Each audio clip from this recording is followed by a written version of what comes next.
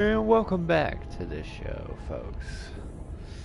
And once again, I apologize for such a short stream last night. I was tired and not feeling well, and my voice was just racked. Just racked.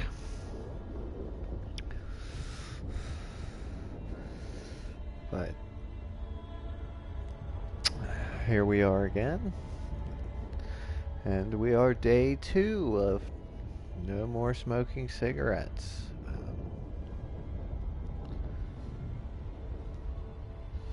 Have not had a cigarette since yesterday, and right now I am feeling it. Yes, sir. I am. Got a little tightness in my jaw, kind of a lockjaw thing going on. Stomach feels weird. I'm hungry, but I'm not. Nothing sounds good.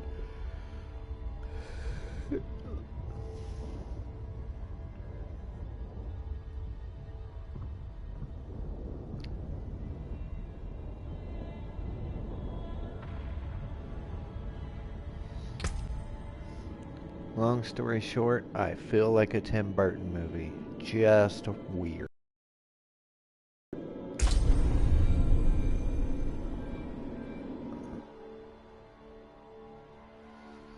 Yeah, I don't have a very high opinion of Tim Burton movies. I love Johnny Depp. Just don't like Tim Burton movies. I mean, I feel like if I were to class him as a high schooler, he would be a goth, or what they called the goths when I was growing up. You know, the people that wear all black and paint their nails black and I'm dressed for a funeral because the whole world is dying. Or some stuff like that. Okay. Sorry, just I don't think it's ever started me there. I mean, I know I was in the cathedral when I logged out, but it usually starts me near the town portal.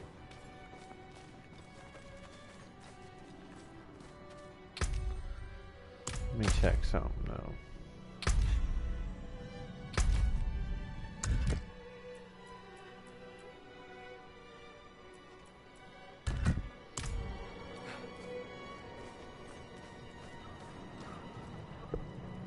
I was still wondering, what was the point of that Forgotten Codex quest? Like, it felt like it was a class-specific quest that was gonna teach me, like, a skill or something related to my class, and I think all I ended up with was a offhand thing that I believe I ended up just selling.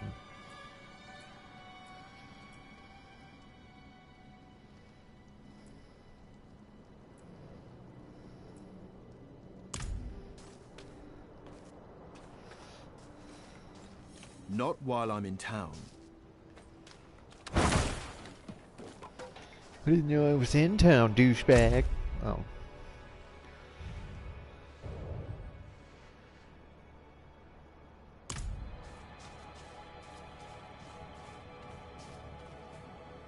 Ah, crap.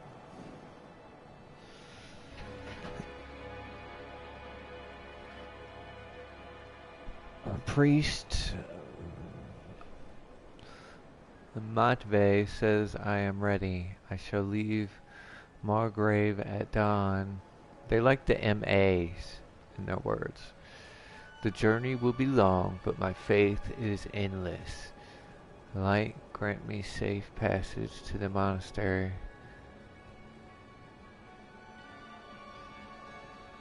that I may better know your grace within its hallowed halls.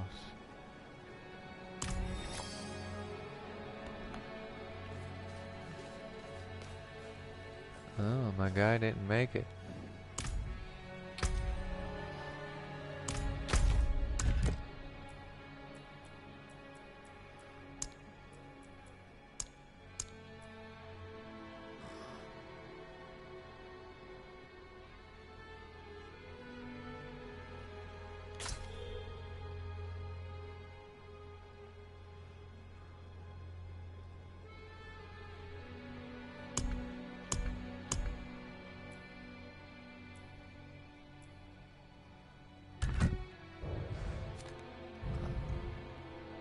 Who the hell is Montvey?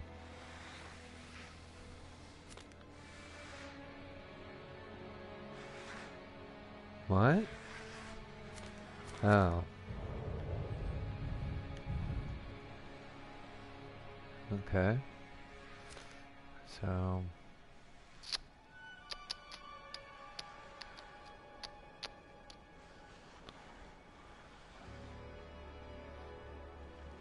How good?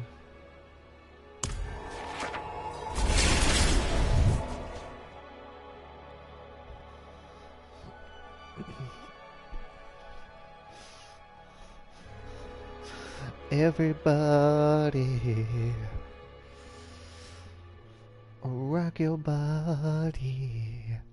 Backstreet's back. Oh yeah.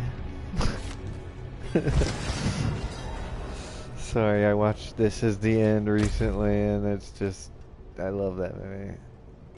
Oh crap.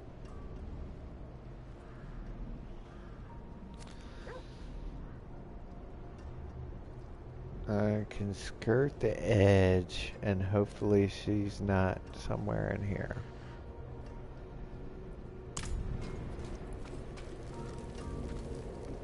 Because your boy ain't trying to deal with all that.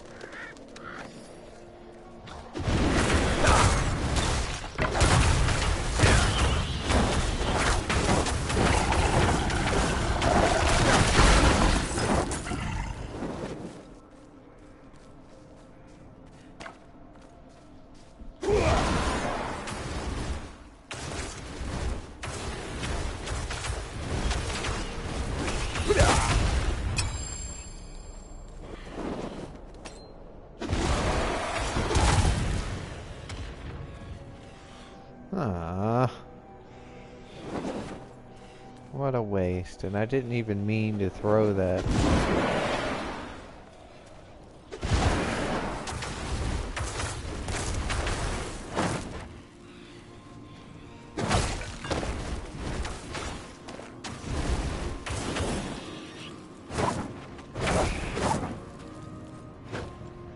That's what I meant to do.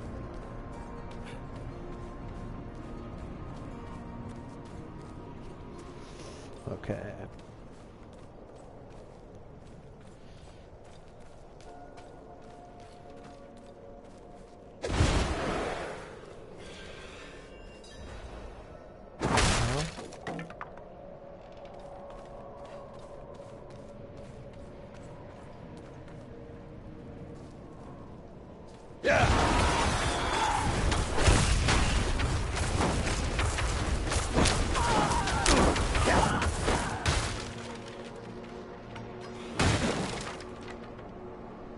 Such an awesome skill.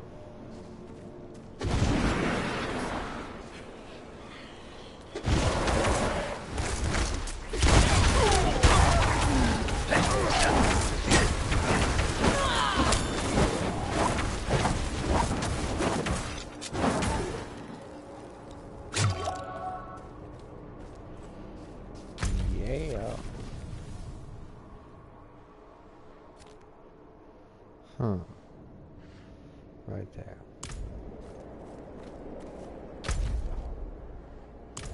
Or...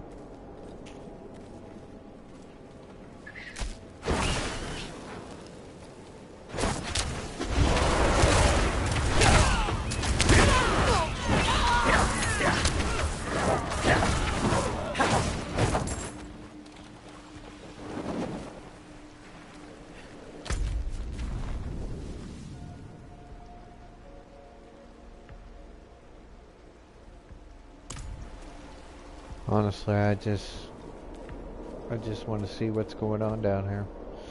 Is my mic even on? Okay. That would have been awkward, just talking to nobody.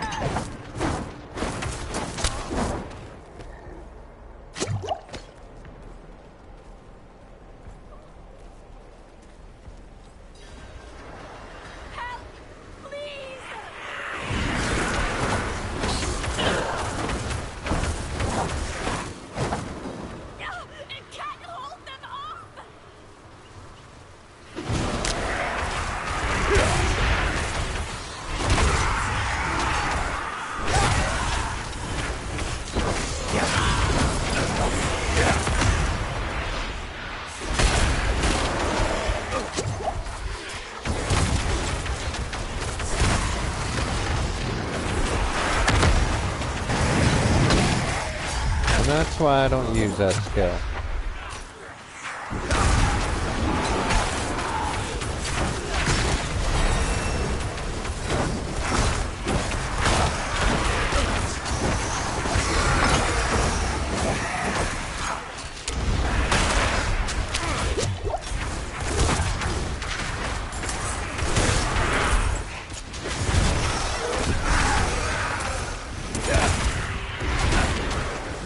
Out of mana once again.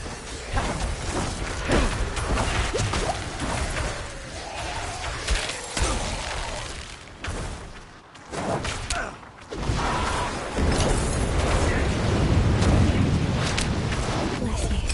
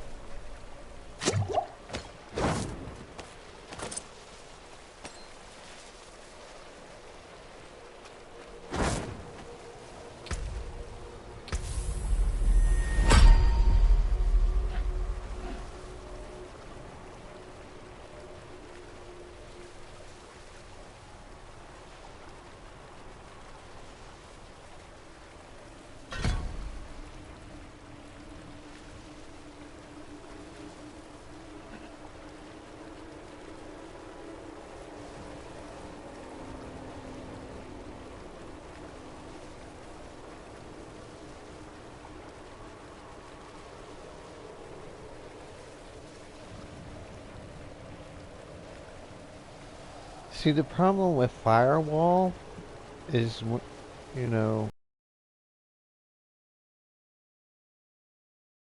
mouse to point and click. I just don't see how the placement is going to work efficiently.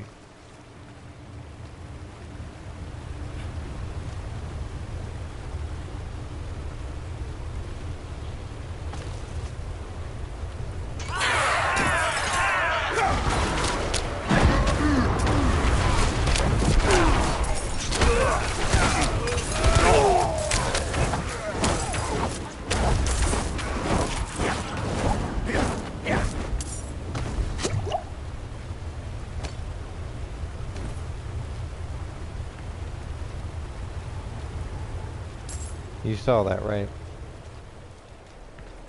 I wasn't even touching my control stick. So, it wasn't like I was pushing my stick to the right. There were enemies right above me. I'm hitting X and he's aiming at a wall for no reason.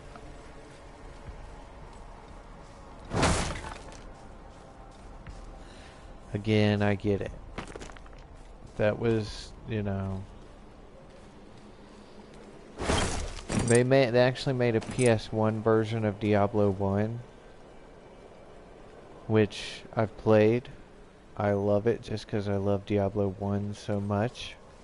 But it is so much harder to play because Diablo is essentially a point and click game.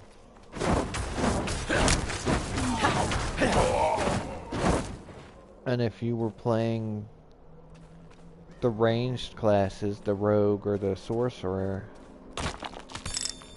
you were pretty much ass out. You were...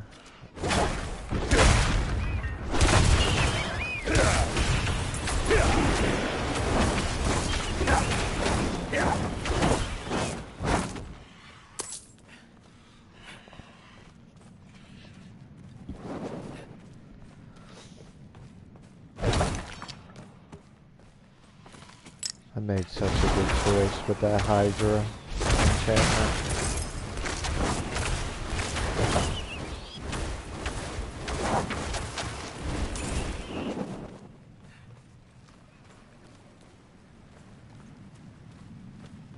I've already been up there. Oh, I have to go this way.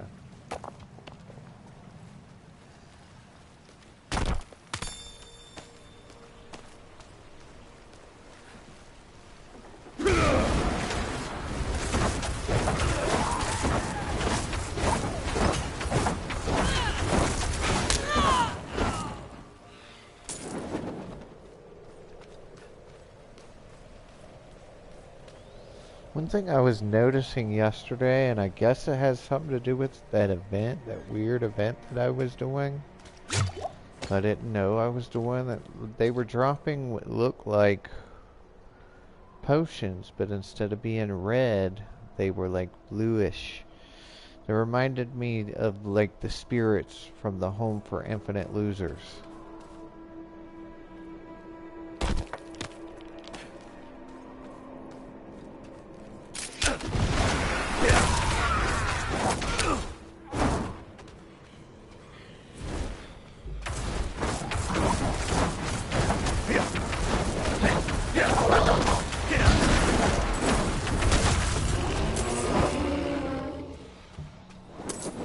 Is that a tree ant?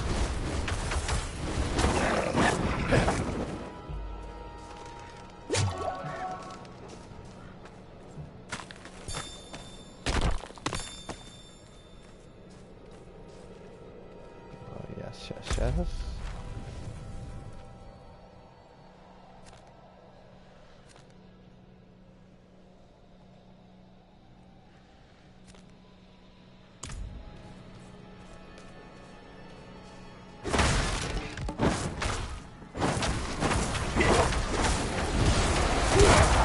I lack the needed mana.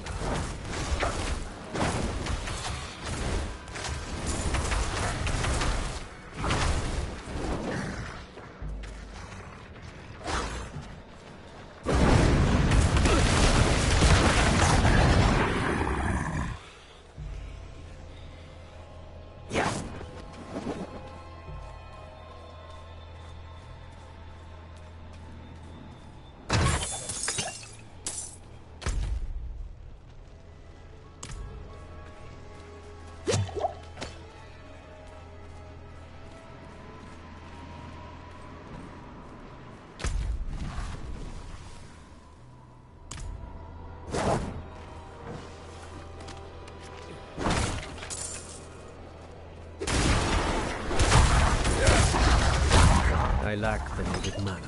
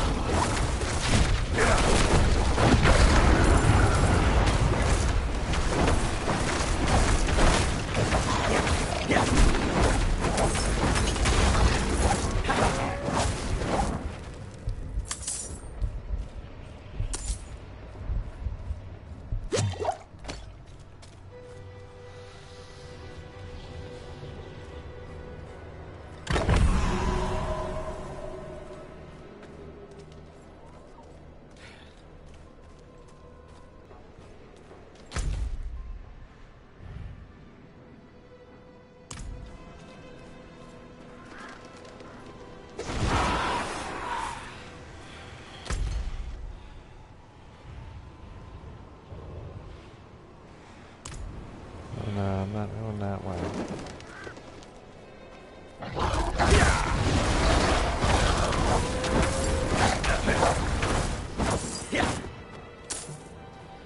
I love how the guards on horses don't actually do anything. They just run past everything.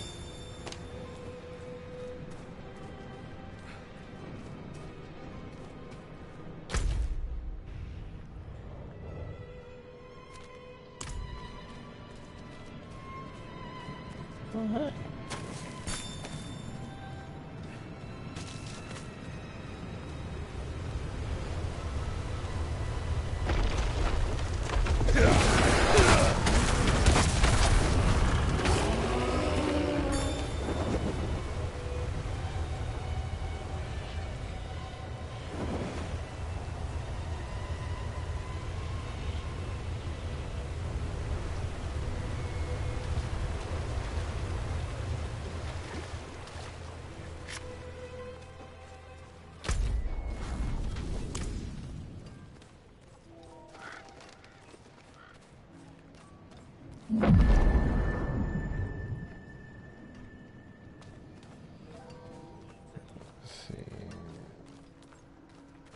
That's a stable.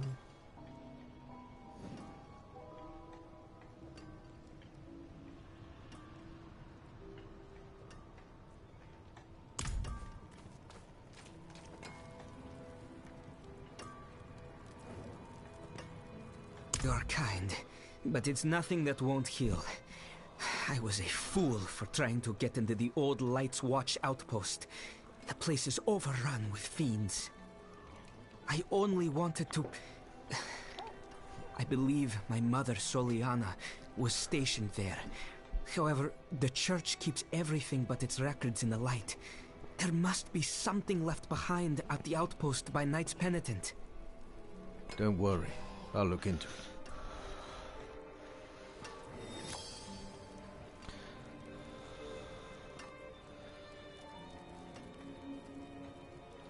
I mean, that must be a regional thing to this area because I'm fairly certain before this game I never even heard of Inarius.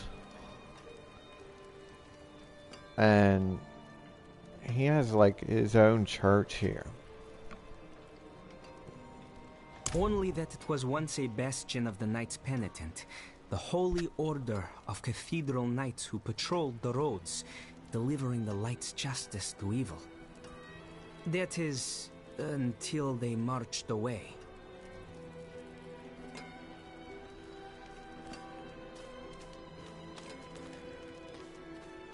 Now, I might be making a fool out of myself. You know, Inarius might have been mentioned multiple times throughout the course of the other games.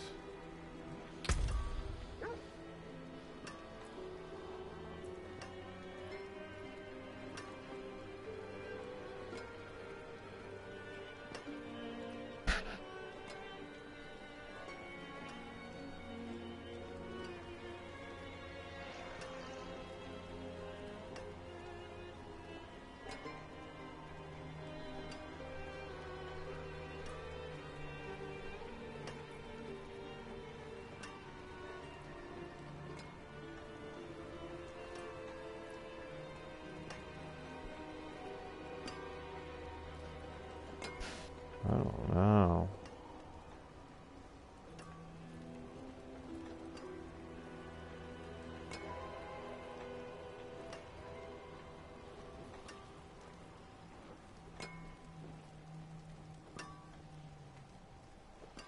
I don't know. That is so... I like the Night Star better because of that regeneration. But... and everything is... resistance is higher. Cold resistance is higher.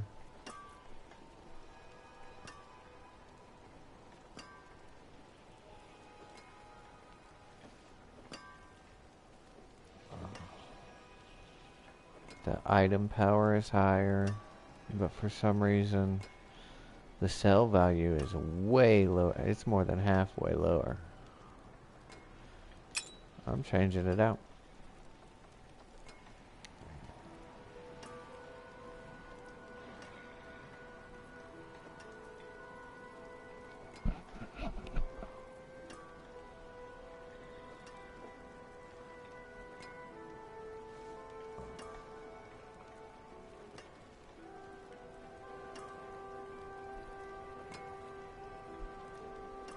Yeah.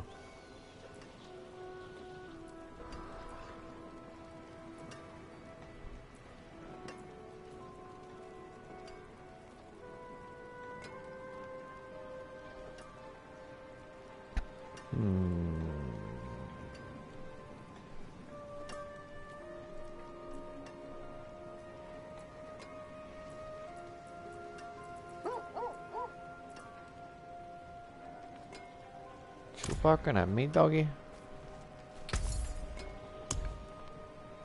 Good deal. Father boys. Bye-bye.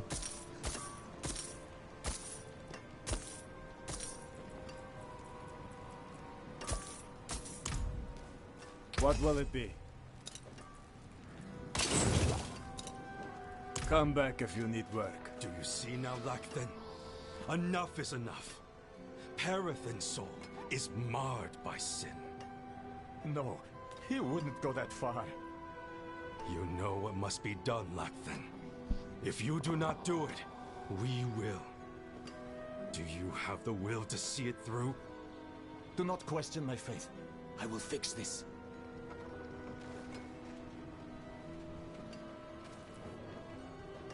We're local hunters. They went with my brother Parathin to guide some merchants through the mountain pass, but were attacked by bandits. The hunters think Parathin set them up. That cannot be right. He is not very devout, but he wouldn't do something like that. I want to look for him, but the woods are dangerous.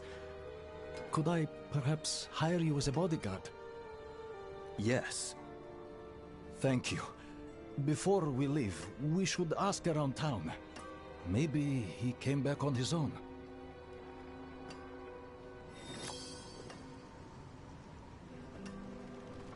Okay.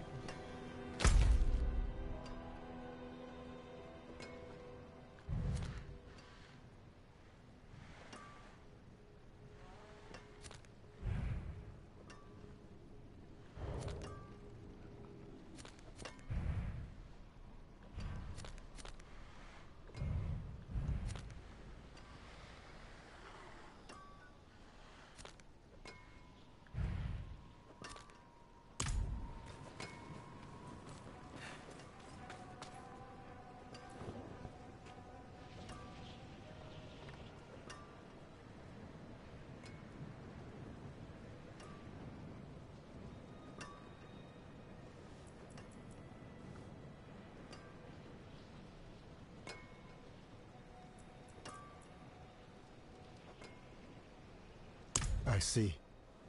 So our young brother failed in his pilgrimage to the monastery. A shame. But no worse than any of us have earned, is it? Death of fang and claw, of freezing, of the pyre. Our sinful bodies deserve no better.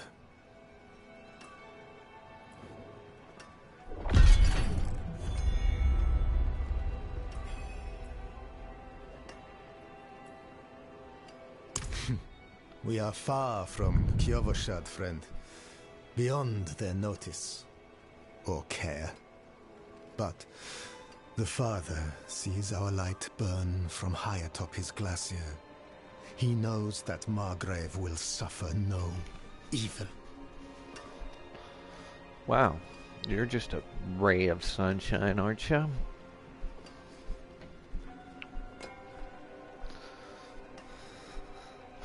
Piece of... Oh.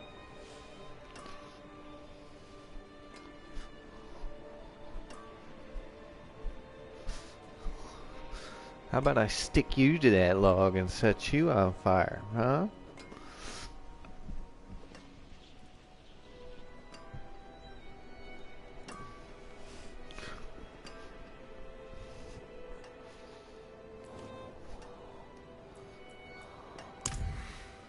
Many were bandits, murderers. Others, dear friends, good, light-tending folk, until they embraced evil. We must not share the fate of Nevesk. Examples must be made. Embraced evil? Did they really embrace evil, or did they just disagree with you and you set them on fire? No, no. Perithan does his very best to avoid me, I'm afraid. I should hope he's somewhere praying for his own salvation. We gave up long ago.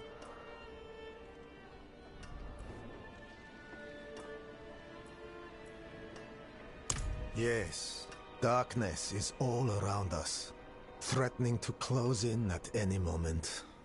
It is our struggle to keep it at bay, if only just barely. Back when the Knights Penitent still patrolled these woods, they would construct great sanctified braziers to ward off evil. There is one not far from here. If you wish to help us push... I don't really want to do anything for you.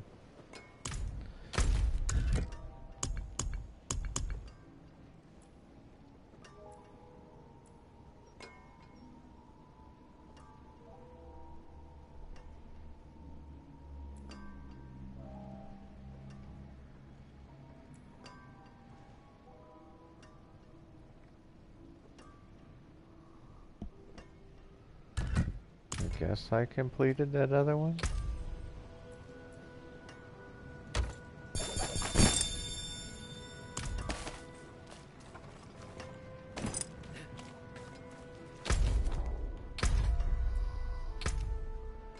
Let's see.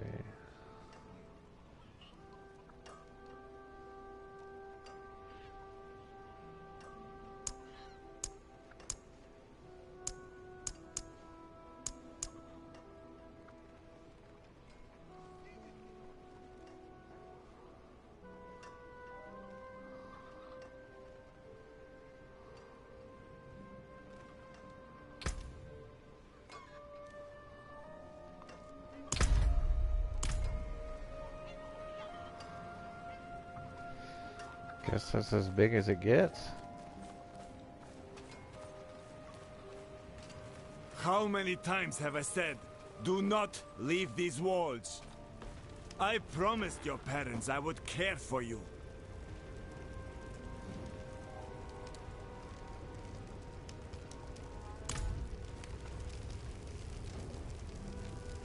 A troublemaker? No. But let me know if you find him. I have some questions.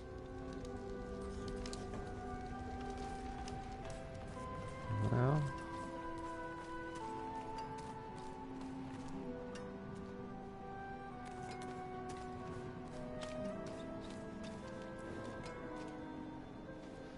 Muridan. Why? To finally arrest the menace? He went out with those heathen merchants a while back. I haven't seen him since. Light. I was hoping. The merchants were ambushed at a camp just before the pass. We should search there.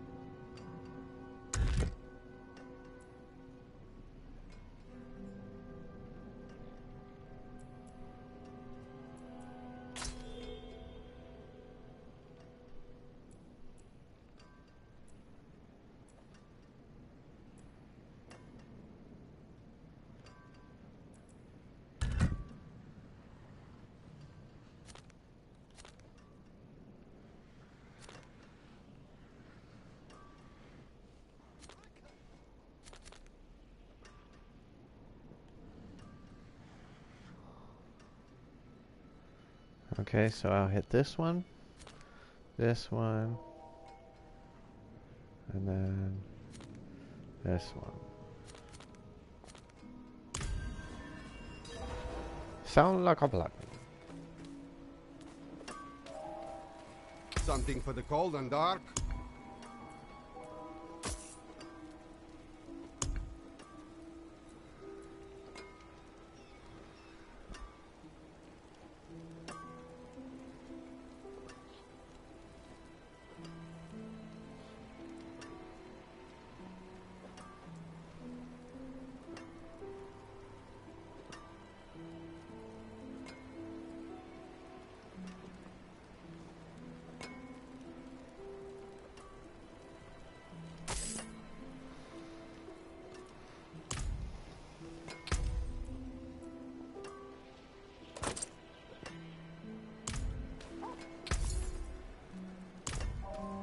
Father bless.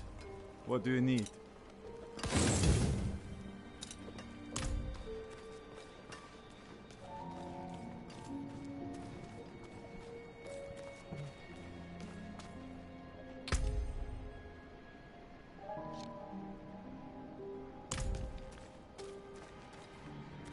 The nights have been quiet without you. No snoring. I can't sleep a wink without him. These accents, man. Not while I'm in town. It's like clearly a United States citizen doing a Romani accent. You know what I mean? Like it's, I don't know.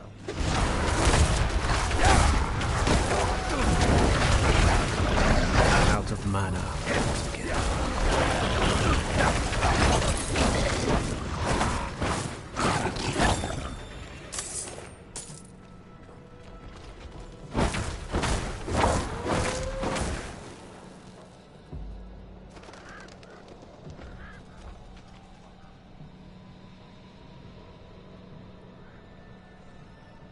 Yeah, I'm regenerated now, B. I knew he was desperate, but...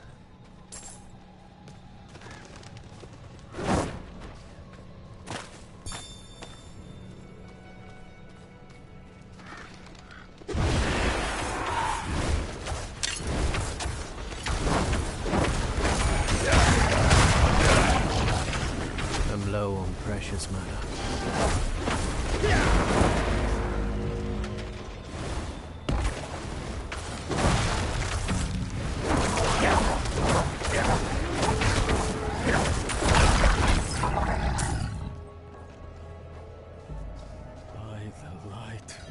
This is horrible. Do you see any clues?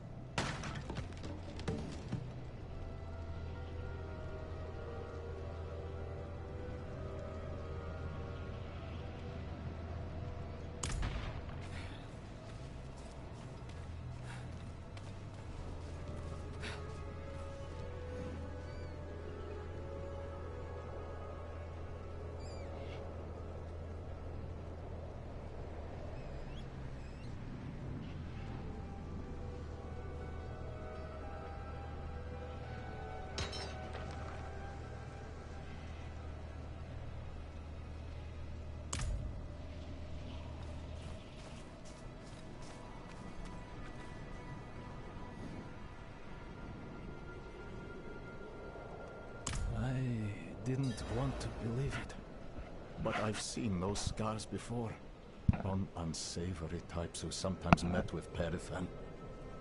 It seems he's truly fallen in with them.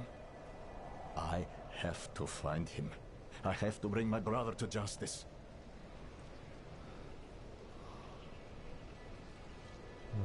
Let's journey into the mind of a psychopath killer, blood spiller, mentality much iller than you could ever imagine in your wildest dreams.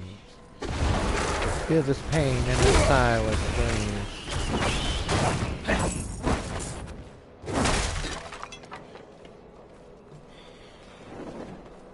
I loved D12 back in the day. These ones are far this time. I strayed so far from the light.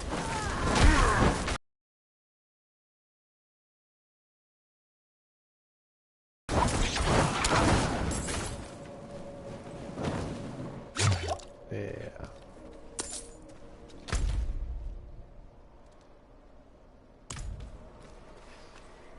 You're gonna die, fool.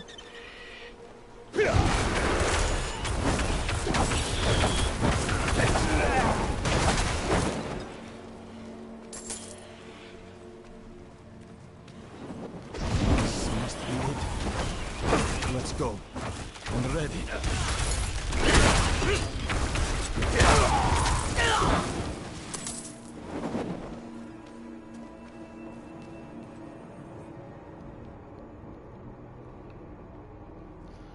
Hey, this is that place where I thought I could go through, but it wasn't a path.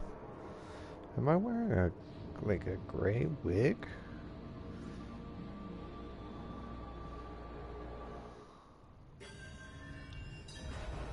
Like a powdered wig? Am I an 18th century aristocrat?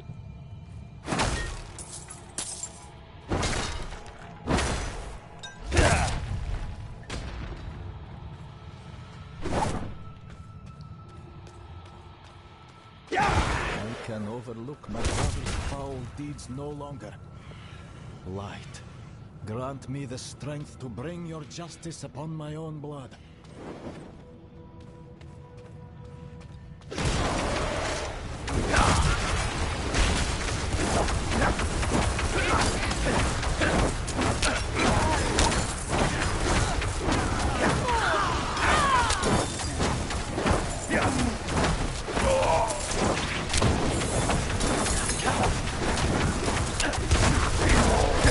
Out of mana. That would be cool if you granted him the strength to do anything. Because my guy's just kind of standing there.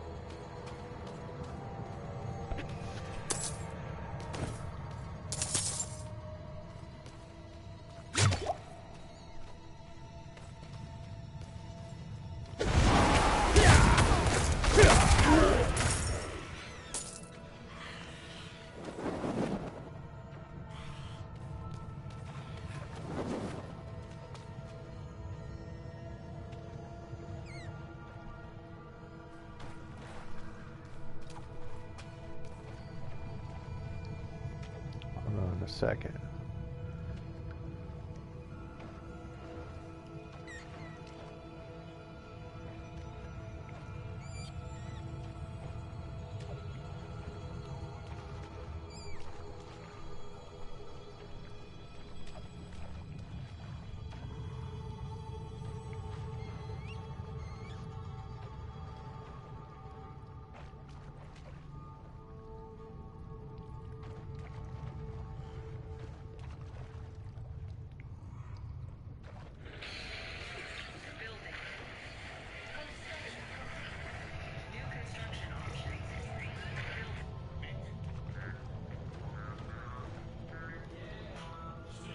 Can happen, shit can happen, shit can happen.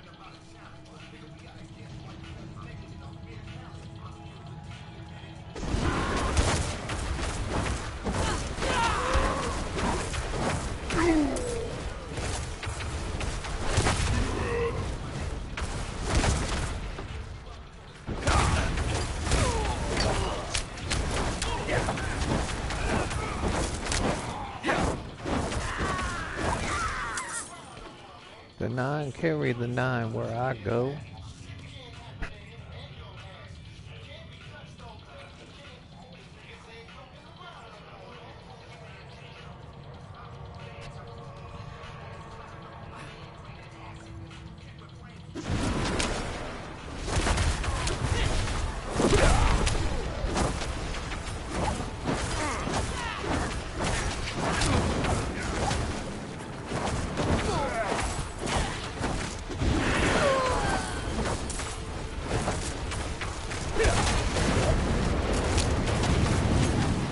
I'm low on precious mana.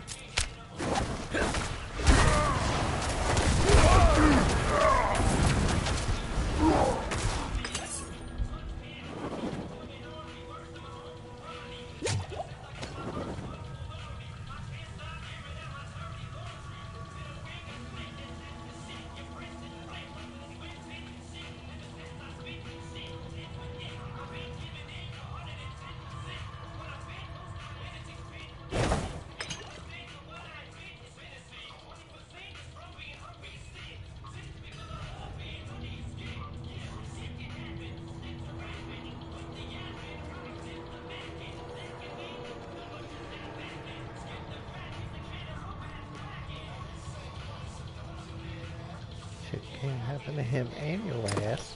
Shit can't. Shit can't. Shit can't happen to him and your ass.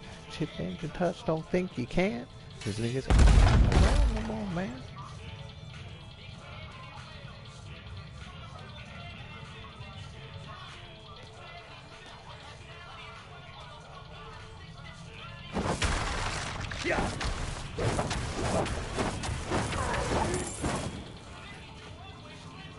My guy was so confused, like, what's hitting me? Where's that? Oh, he's over there. And then he just died.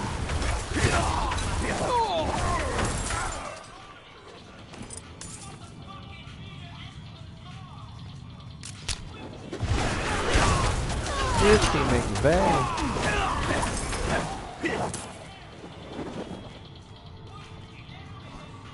My favorite members of D12 were obviously Eminem, Proof, and then Swift McVeigh. And I'm not even gonna lie. As talented as I thought, I mean, obviously Eminem did what he did. Had a great career. I personally feel like he fell off after Eminem show. I did not like Encore. I hated when he started making songs with Rihanna.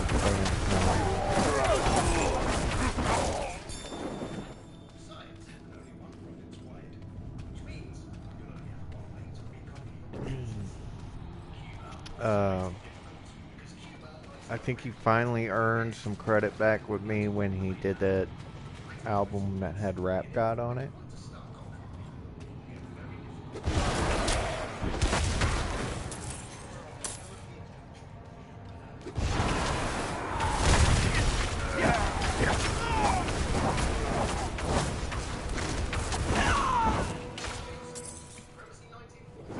Nobody cares about Fantasy 1940.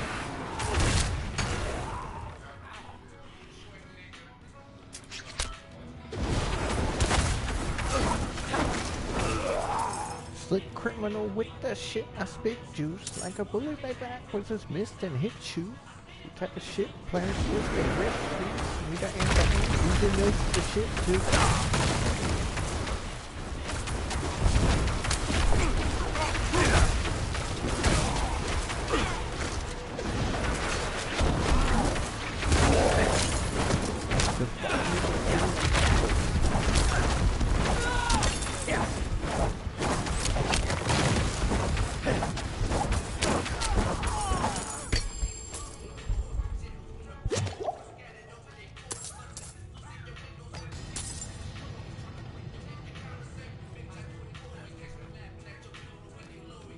You and your hope, you got to go. But you died so horrible.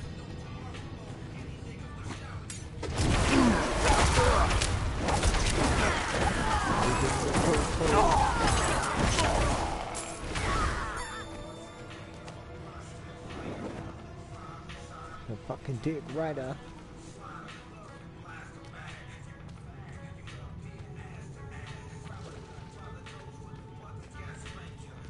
Say that I'm a gangster. Now that's gangsta.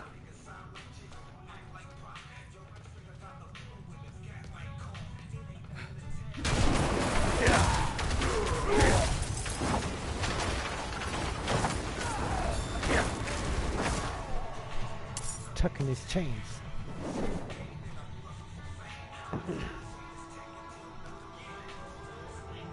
Yeah, so Eminem, obviously. Proof.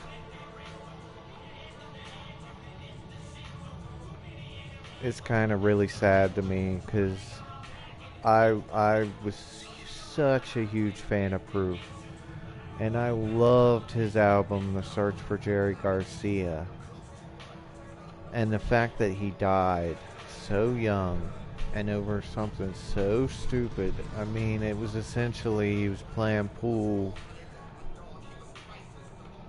with a dude, and the dude got mad and shot him. And then he tried to came out and said that, well, Proof pulled a gun, but they were able to prove that Proof wasn't even armed. Dude just got butt hurt because not only was Proof better looking, more talented, had more success and notoriety, but also was beating his ass in pool. And this little bitch decided to pull out a gun and shoot him dead. And that's why he's spending the rest of his life in jail.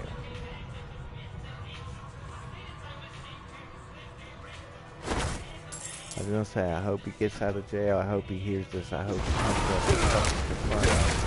So I accidentally turned in that I am job, but that ain't right, God. That ain't right.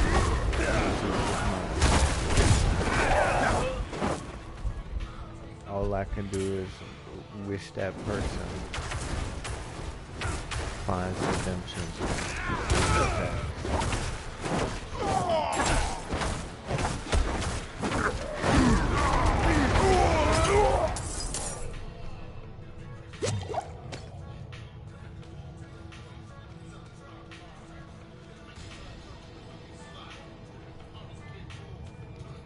I like Proof.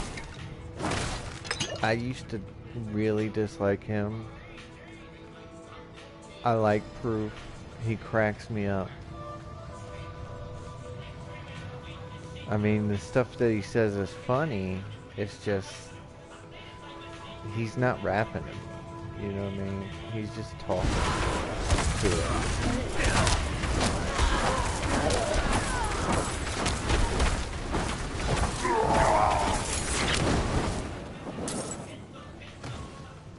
I used to be so, I mean, I used to rap, freestyle, and all that.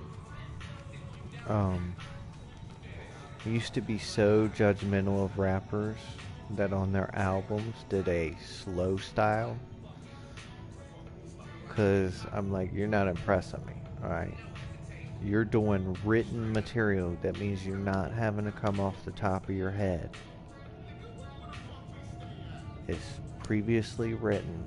And it is slow, and I'm freestyling shit coming off the top of my head, and it's better than what your slow style shit is. Like, yeah, you know, guys like Young Jeezy, yo, they had great beats. Perifan, damn it, where are you?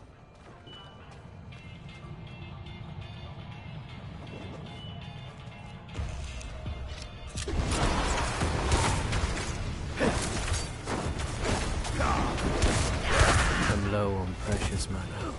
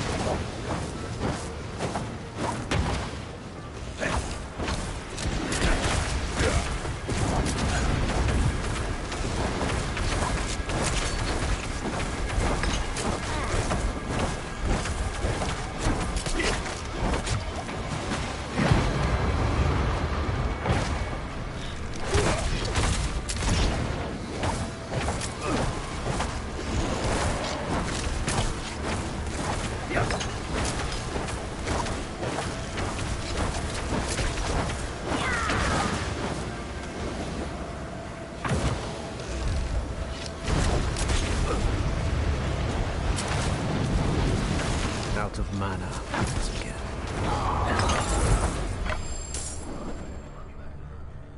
You like how I was using that to heal myself.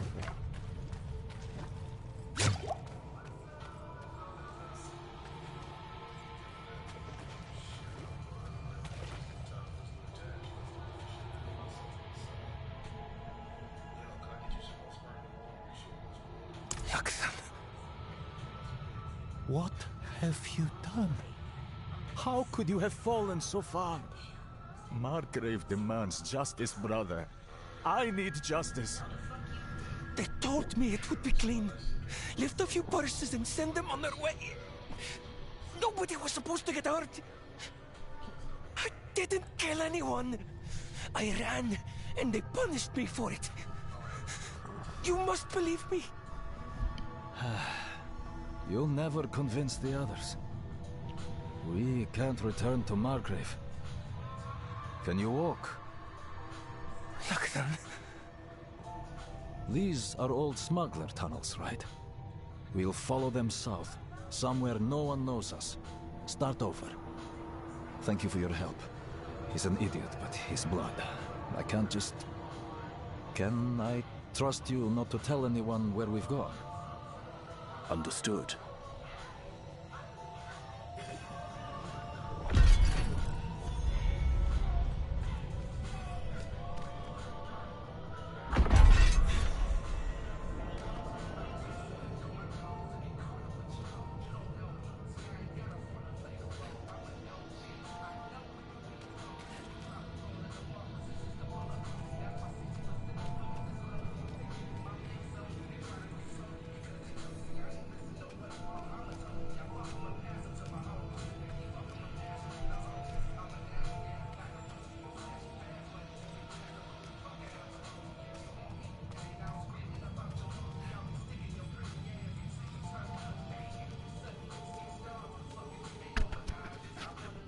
But yeah, I mean, it really bothered me when Proof died. And then, yeah, again, like I said, the third member that I really enjoyed listening to was Swift McVeigh. And I looked up, you know, after D12 kind of dissolved, after Proof's death, and D12 World really wasn't that great of an album.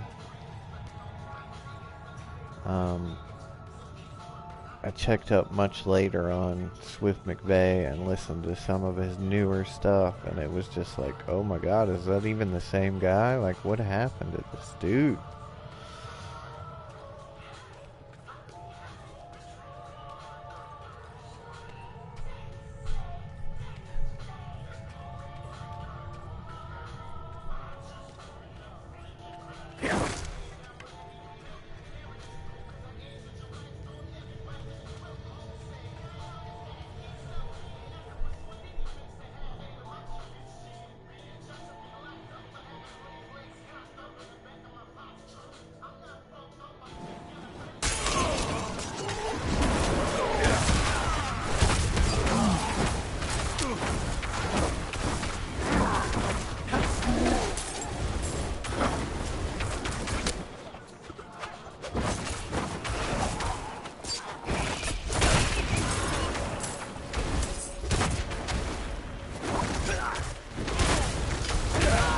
Out of mana once again.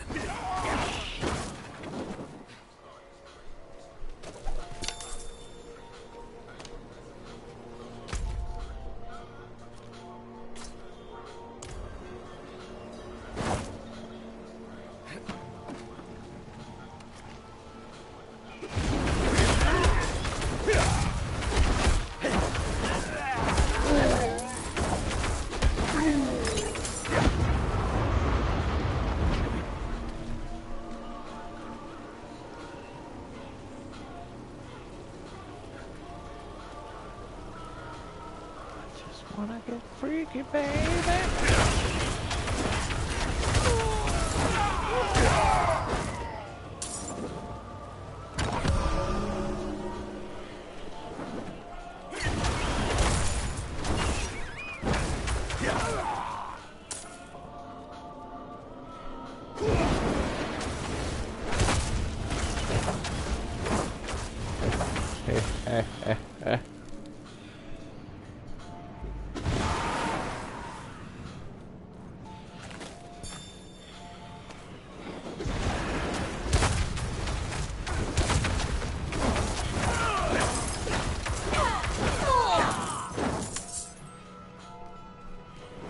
Tile. What?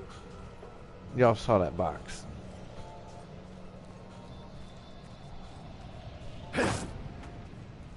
Man, that's some bullshit.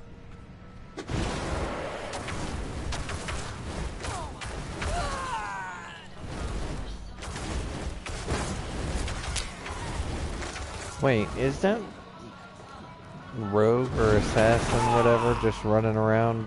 Was that what it was? Is he running around in stealth mode and he's just gonna grab everything in front of me?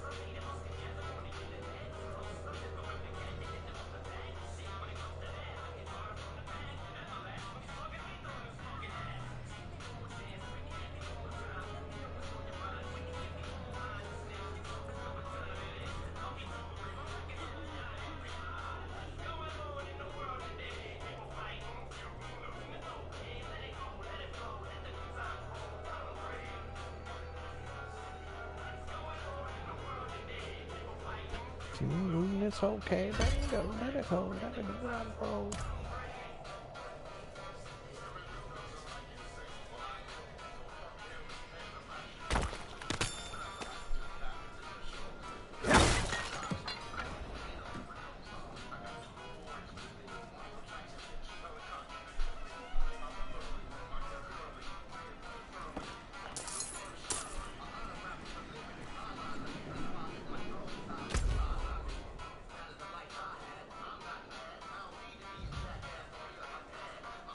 Honestly, I think he went into that.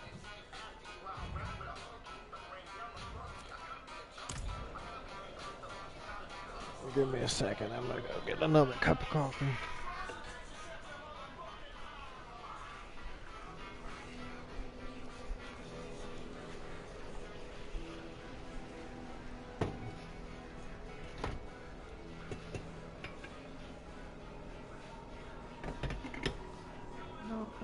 Today, fighting feuding, it's okay.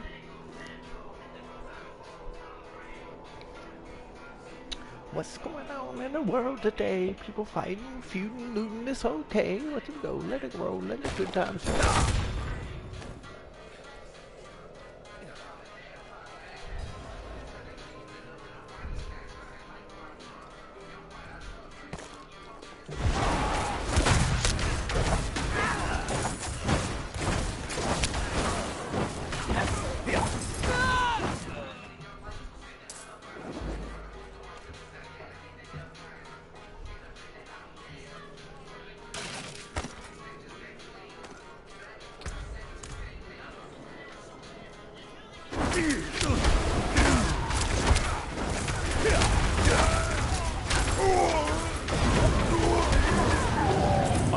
Mana.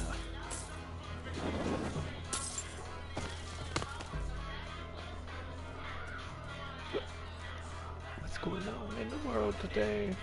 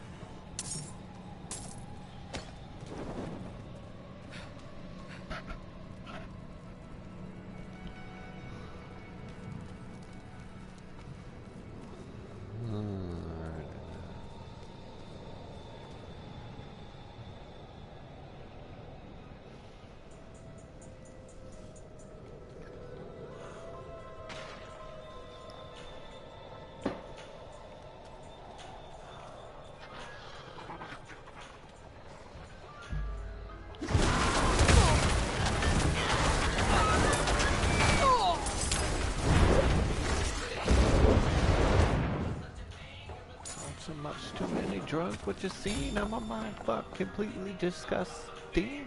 I'm a human motherfucker being. I'm a dog. Fuck lands of silence in them all. I'm involved in murder. Forensic science couldn't solve. Giant set of balls. Convinced the bias that I draw.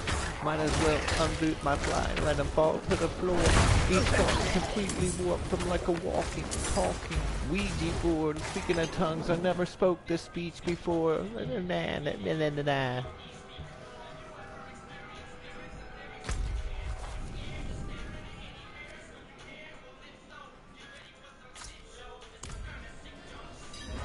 Motherfucking schizo.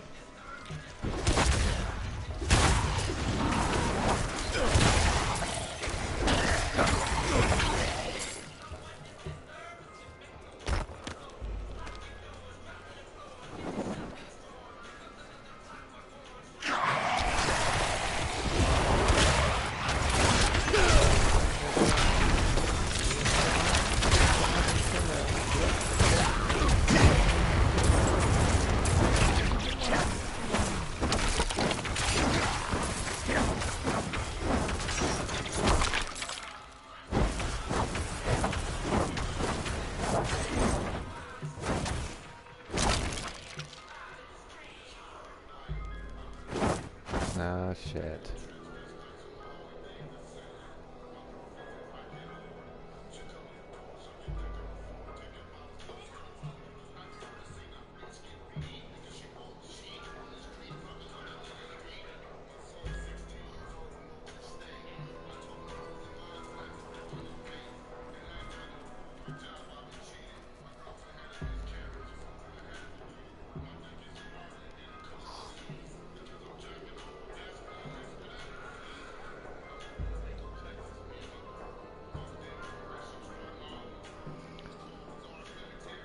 It's scary. Eating a virgin's cherry.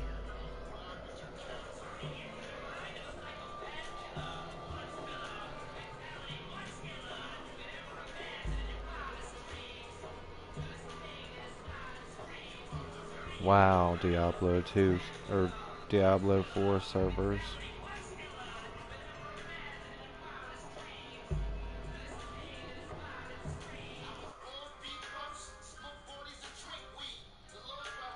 Yep, and it's completely on Blizzard.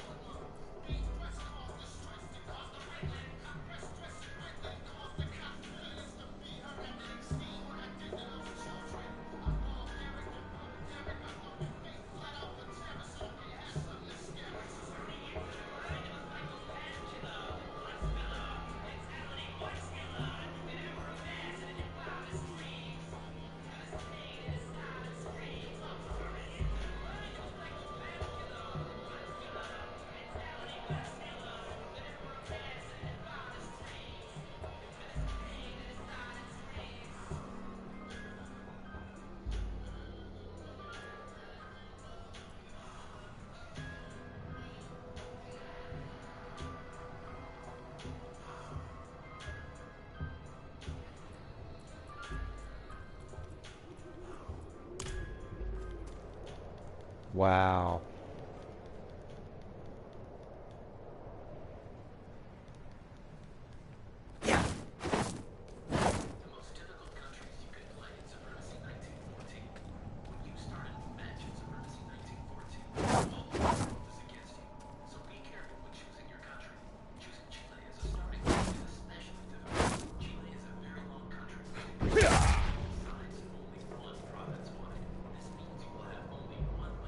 Wow.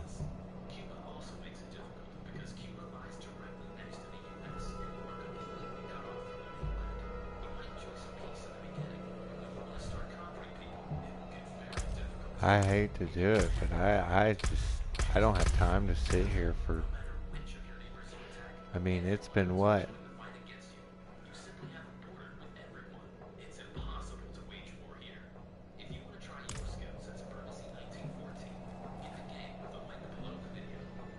4 minutes, 5 minutes already of just lagging, and it's not my internet. It's purely Blizzard service.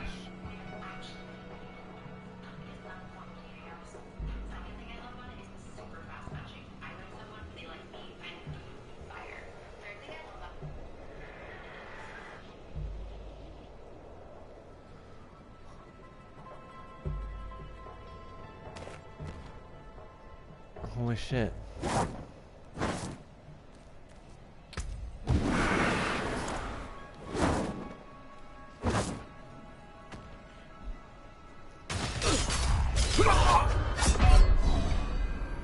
What?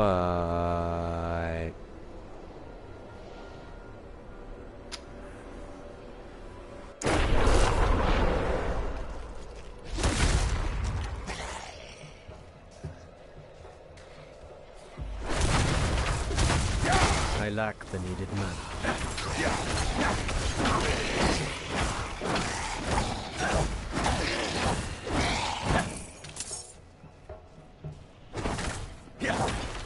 That was so wet. Like...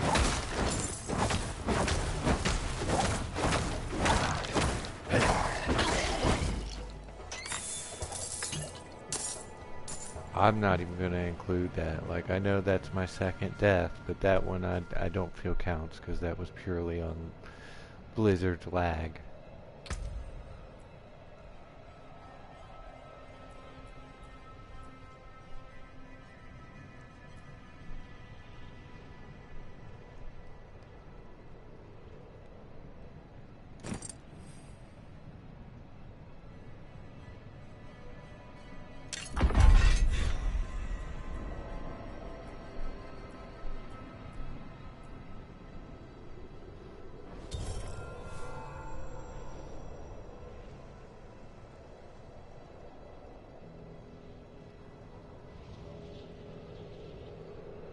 Not worth it here at all.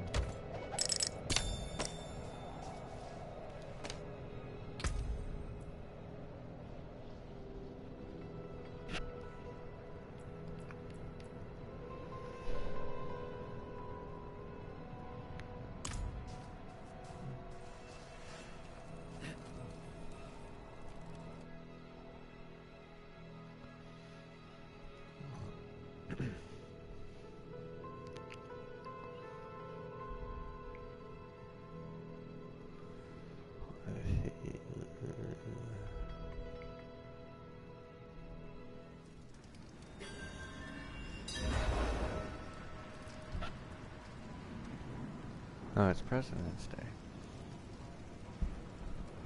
Alright, I will be right back, guys.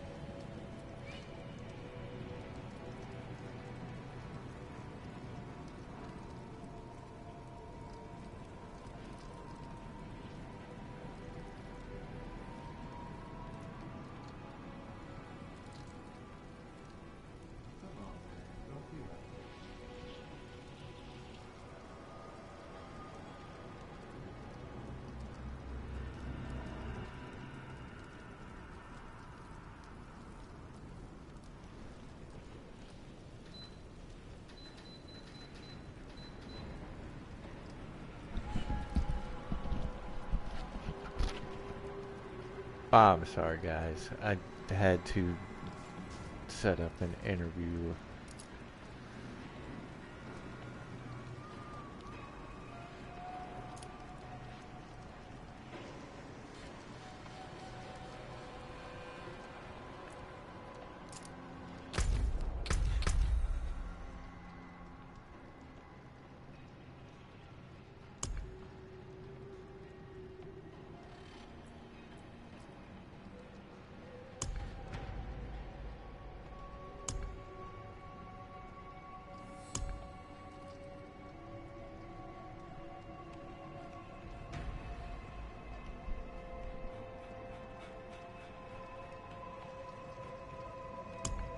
Okay, so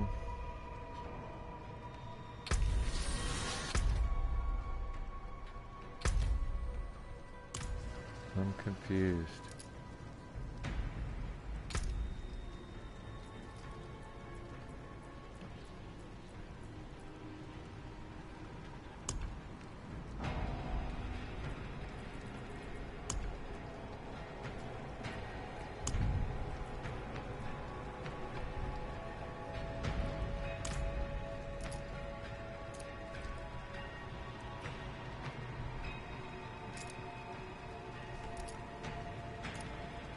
So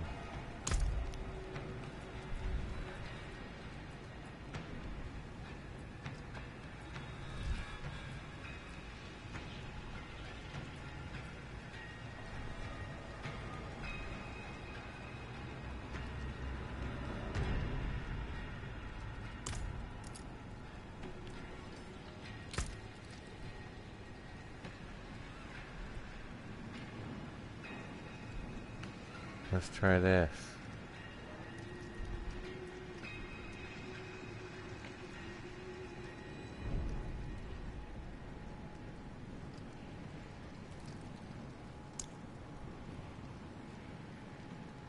No.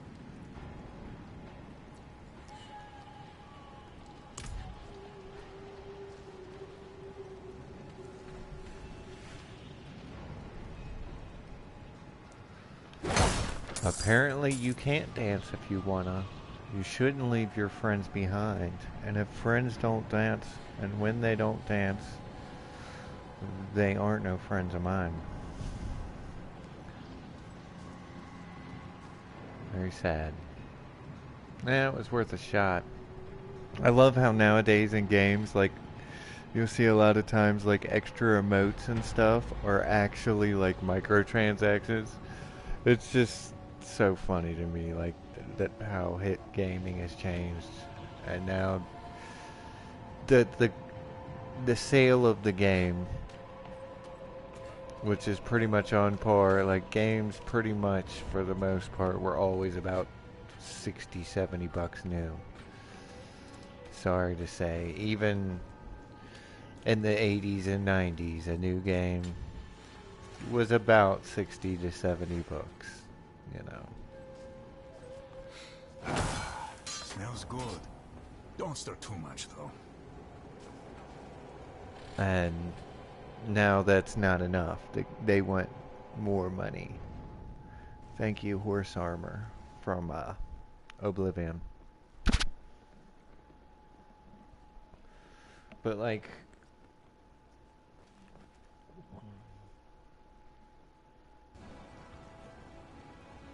they're actually going to come out with a new Time Splitters. We're under attack!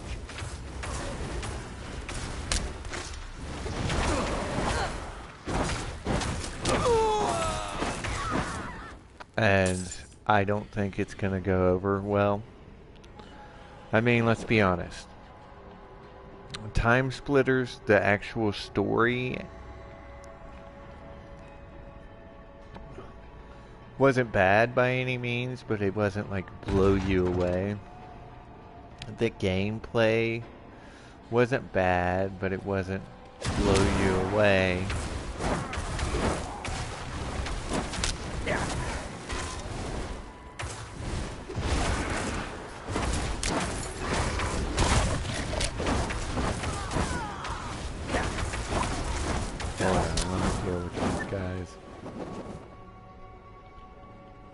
Um, take a minute to say here.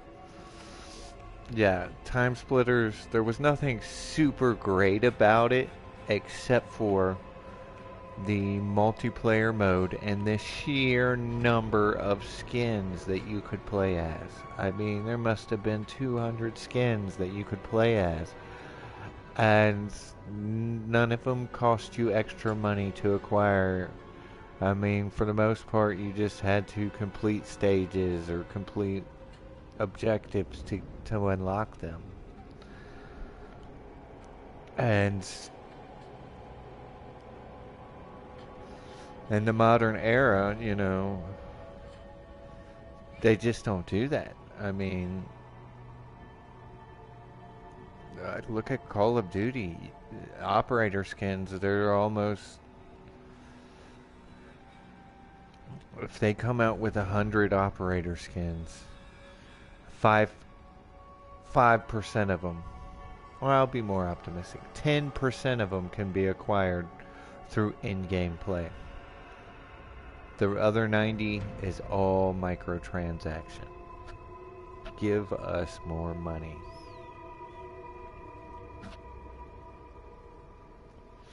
And what's really funny about Call of Duty in particular is we need that money because our games aren't a finished product like they used to be in the day. They're live service games. But when you look at it from, you know, we need to pay this staff member to continue to provide live service to this game, to continue to make content for this game. But in the case of Call of Duty, I'm a zombies player. When I buy a Call of Duty game, it is strictly for zombies. I have no interest in the campaign. I have no interest in multiplayer. I did my multiplayer time. You know what I mean? I used to play Soldier of Fortune. I used to play all these old multiplayer games, and to me the format is just stale. It's just stale. I mean,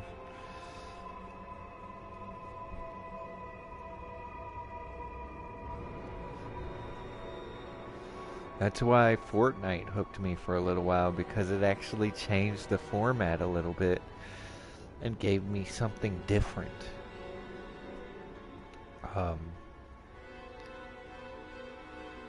But if you look at zombies for Call of Duty, these supposed live service,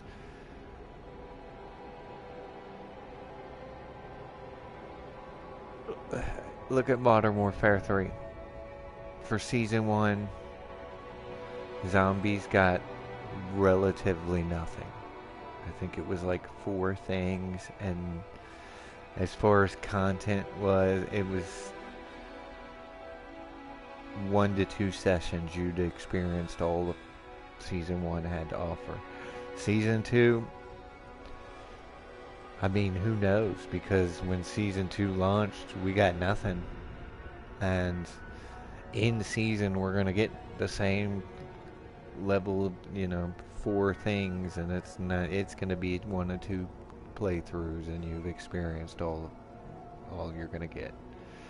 So again, what are you paying? What are we paying for here? You know what I mean? I've had a huge problem with Activision and Treyarch. Oh, we're working so hard on these games. Since Cold War, I have not seen the effort. Alright? And now, looking back, Cold War was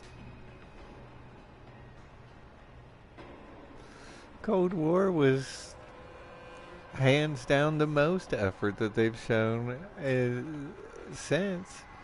And the effort on that was just abysmal. Yeah, we got, 4 stages, an outbreak, but if you really look at those stages, an outbreak, they're very shallow experiences. There's not a lot going on. When you compare it to like Black Ops 2 or Black Ops 3 or even Black Ops 4, I think one of the funniest things when Black Ops 4 came out, I loved Black Ops 4, but everybody else just lambasted it. All because it didn't have Jug. Which is funny, because it did have Jug, you just didn't have to purchase Jug. Basically, instead of starting with 100 HP, you started with 200 HP. So you started with Jug. But people just hated Black Ops 4. And it's funny that those same people, you see them look back at Black Ops 4 now and be like, wow, that was such a really good game, and we did them so wrong. What is that 189? I've been wondering about that.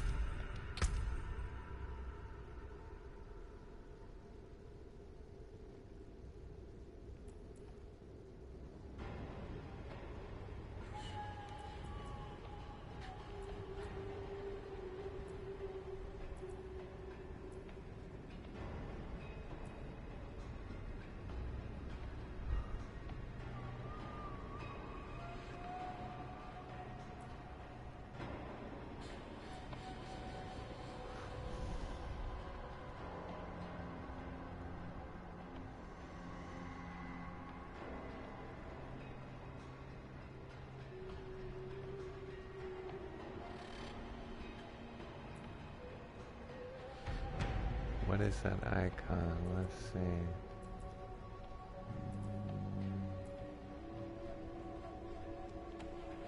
I think that's the icon. Oh, is that the tracker for my mana? Let's see. Yep. Okay. Okay.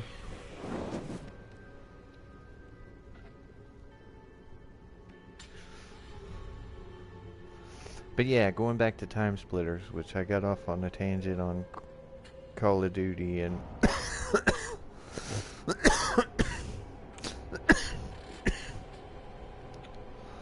but you know, the beauty of Time Splitters was two things. One, you can construct your own multiplayer maps, which for that time was pretty revolutionary, and two, just the sheer number of skins you could play as. And with the current business model of game design, I think they're gonna put out a new Time Splitters and believe it's gonna do really well, because all of the, you know, the other Time Splitters did really well. And I believe it's also going to fail, and they're not gonna understand why. And it's gonna be because, you know, all of the skins are going to be behind a paywall. You're not going to get them by earning them by unlocking quests. You're not going to get them by doing objectives. You're going to have to pay for them. And that fundamentally goes against what makes a Time Splitters game a Time Splitters game. But they're not going to understand that. And it's the money people always have to learn the hard way, and even then, a lot of times they refuse to. They just blame the IP. When Time Splitters 2 inevitably fails, and it will fail,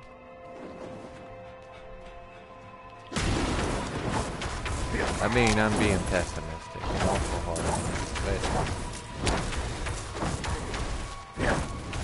I'm upset with Vampire the Masquerade Bloodlines 2.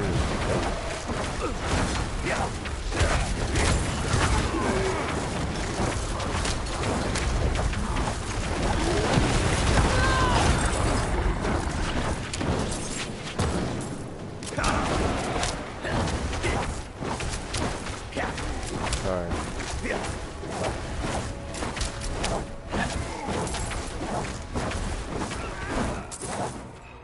At its core, Vampire the Masquerade is a tabletop game. It's a D&D type of game.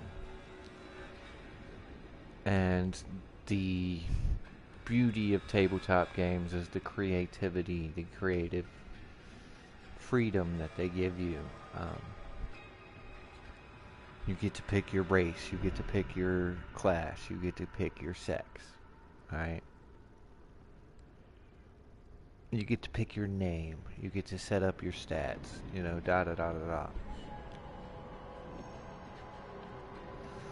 Vampire the Masquerade Bloodlines had a lot of those core elements. You could pick your sex. You could pick your own name. You could pick your own clan. The only thing you couldn't do was, I don't believe you could customize the appearance. And I think that's more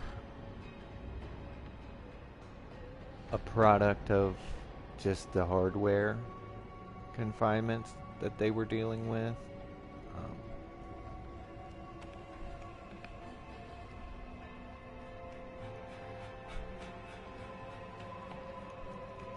And then I see trailers for the new Vampire the Masquerade. And you're basically pigeonholed into playing this character Fire. Alright? And I keep getting in arguments with people where they're like, oh yeah, you can customize, you can create your own character, da da da da. No, you cannot. Alright? We're differing on our definitions of creativity. Yes, you can decide which clan Fire is going to be from. And you might even be able to change Fire's sex. But at the end of the day, you are forced to play this character named Fire. And to me, that just automatically destroys the whole meaning behind the point of playing a Vampire the Masquerade game. It's so upsetting because I've been waiting for a sequel for Vampire the Masquerade Bloodlines for 20 years.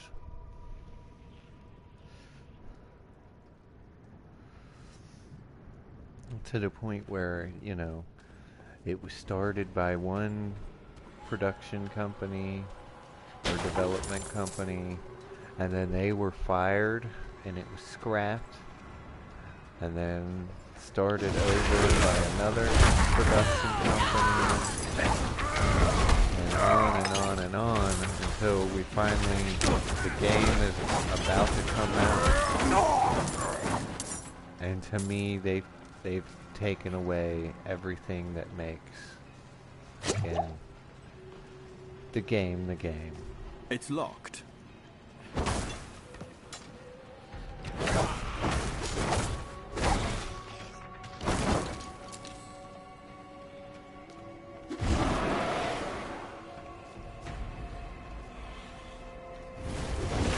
got separated. My friends were cut down. I won't last on my own. Is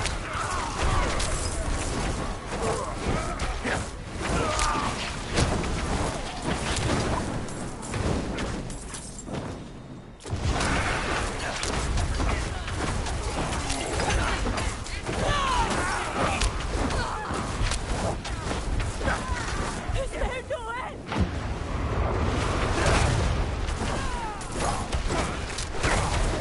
I'm out of mana.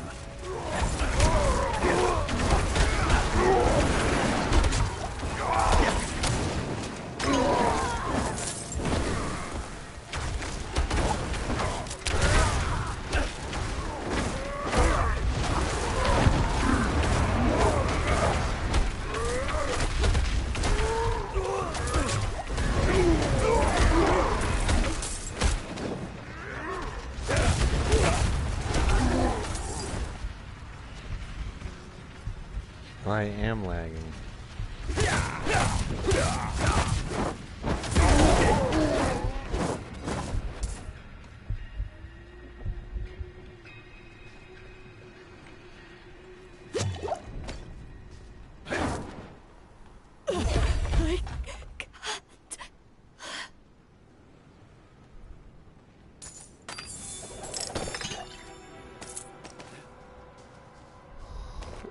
I can't.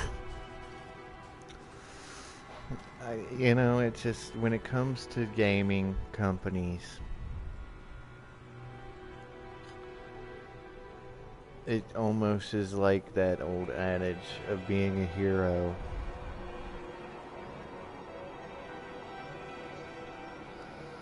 Where it's like it's better to die a hero or live long enough to see yourself turned into the villain. And that's kind of how it is with these gaming companies. It's like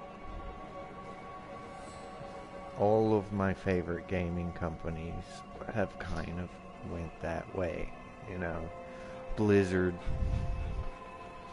I'm not going to get too into all of the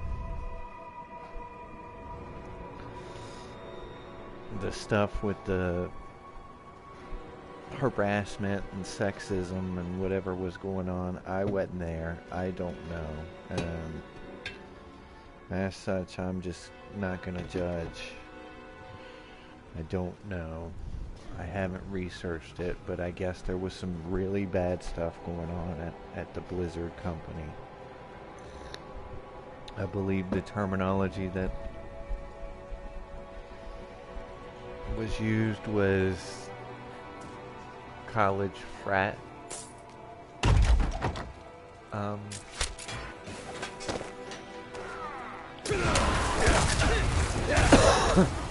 Culture.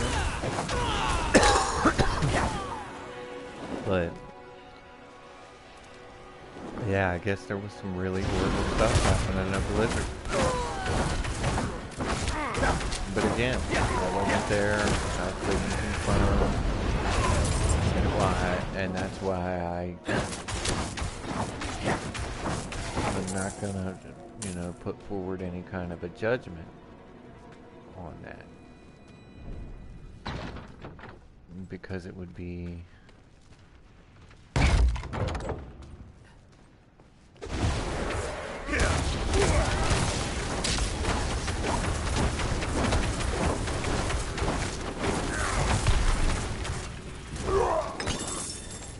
ultimately, I think, irresponsible for me to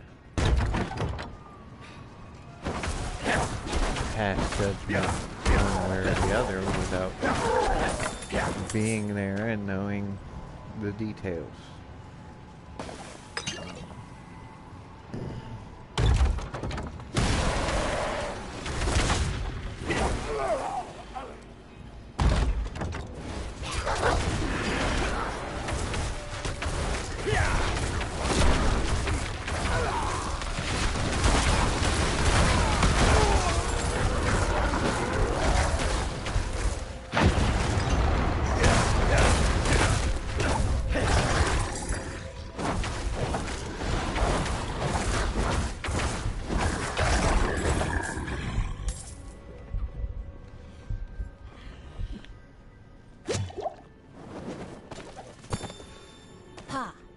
True what they say?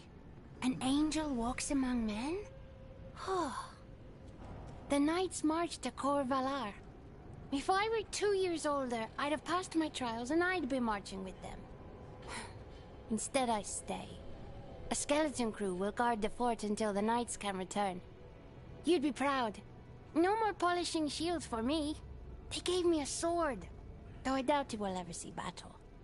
All right, soon. Edmund.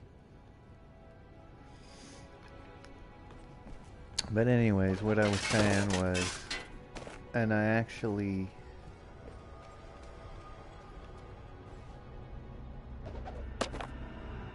Our new recruits are proving themselves strong. I've grown fond of them.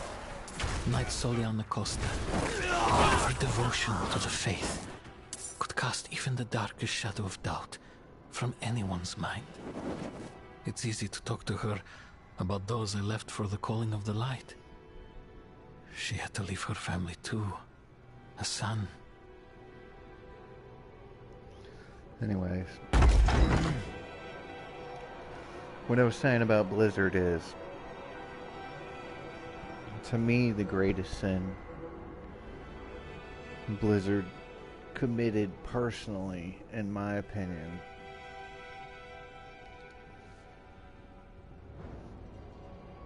is never making a world of Diablo. Now follow me on this. The first time that I ever played World of Warcraft, and I played it for like 3 or 4 months at that time, and I absolutely loved it. I thought it was great. I know I was nowhere near alone in that thought.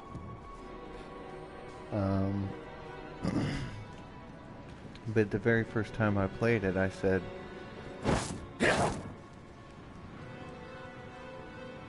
well, we're lagging again, folks. First time I said it, played it, I said to myself, wow, this style of game lends itself perfectly with Diablo and the universe of Diablo. I can't wait for them to make a world of Diablo.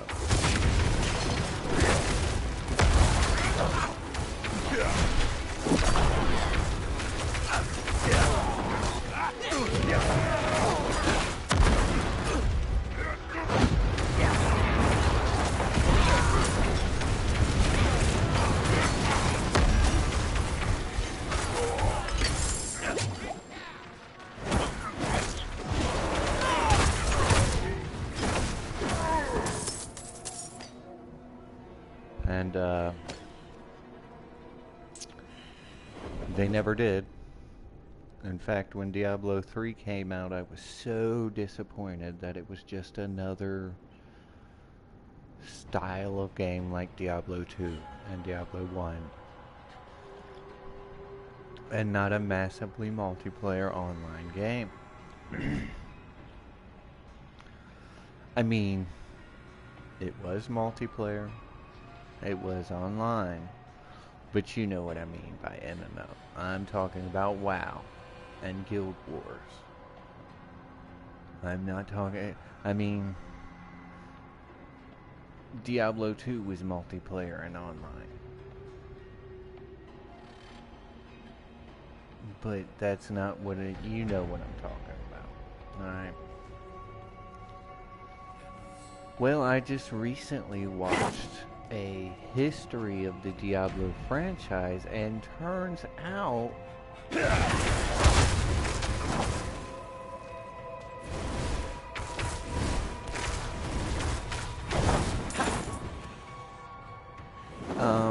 originally that's what Diablo 3 was gonna be. Yes, that's right. The original developers, the co-creators of Diablo, Blizzard North,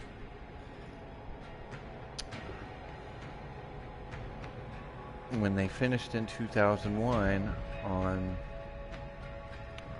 Path of Destruction, or whatever that expansion for Diablo 2 was called, they started working on Diablo 3, and it was going to be an MMO that had a focus on the classes and the factions. Sounds exactly like what I always wanted, right? Well, the guy that was saying all this said that he actually didn't remember a whole lot about that build of the game, because in 2004 or 5, he and several other of the original creative team behind Diablo got into dispute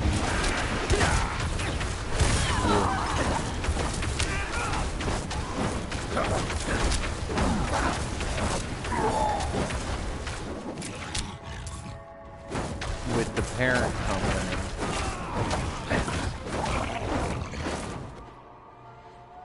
And they ended up all leaving Blizzard, and everything that they had built and were building on that game was scrapped. Now I'm being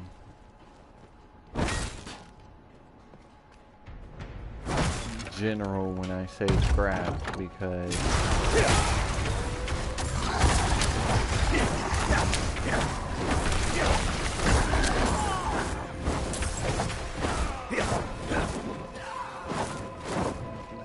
going to put on our tinfoil hats real quick and really kind of look at what was going on at that time and infer some things about what ended up happening. Okay, so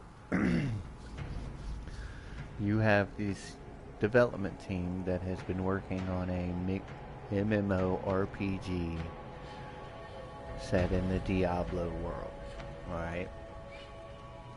And they're working on this for a couple of years, and then they have a falling out, a disagreement with the parent company, Blizzard as a whole, and end up leaving the company.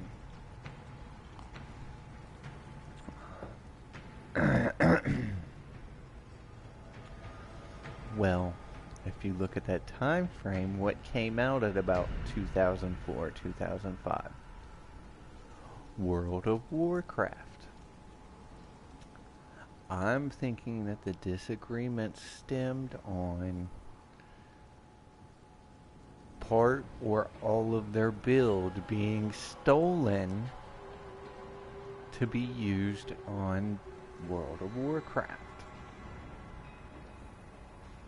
Or, you know, maybe part of the build was stolen to be used on World of Warcraft, or the whole build was stolen, stripped, co-opted, and rebranded in the Warcraft universe. Now again, this is all theory. I have nothing factual to back this up. It just seems that awful fishy that they were working on an MMORPG for Diablo, and then around the time World of Warcraft comes out, they get into a huge disagreement with Blizzard, the parent company, and end up leaving the company. But I still, to this day, am very upset with the fact that there was never a World of Diablo. I thought for sure it was going to happen. As successful as World of Warcraft was, that we were going to definitely see a World of Diablo.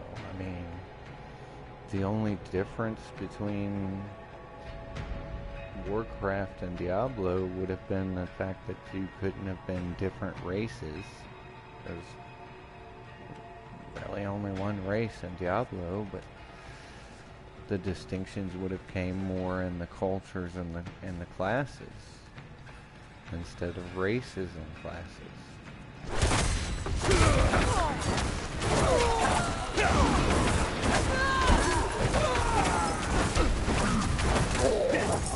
But I think there are really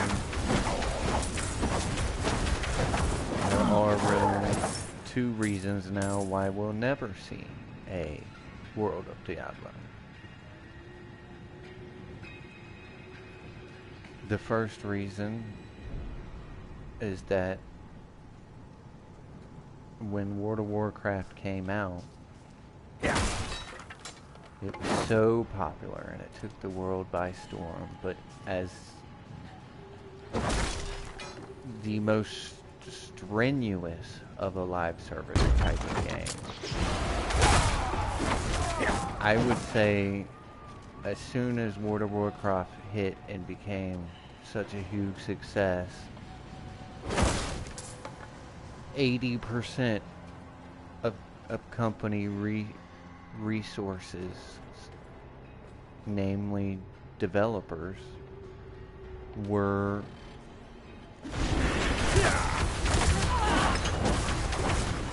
instantly devoted to upkeep, maintenance, and development on World of Warcraft itself.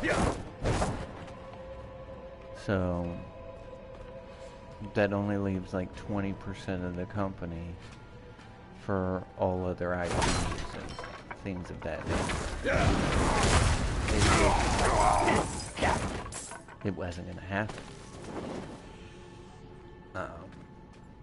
And two, as of right now speaking, that and I'm not making this up. This is something that I've heard from other people. As far as production companies or development companies like Blizzard or Activision or Bethesda are concerned, the era of the MMORPG is dead. I think there are multiple contributing elements and factors to this.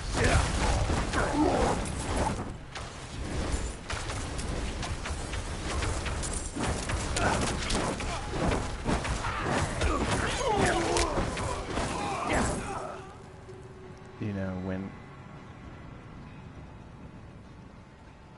when World of Warcraft came out, and there had been MMORPGs before then, such as Ultima Online and EverQuest.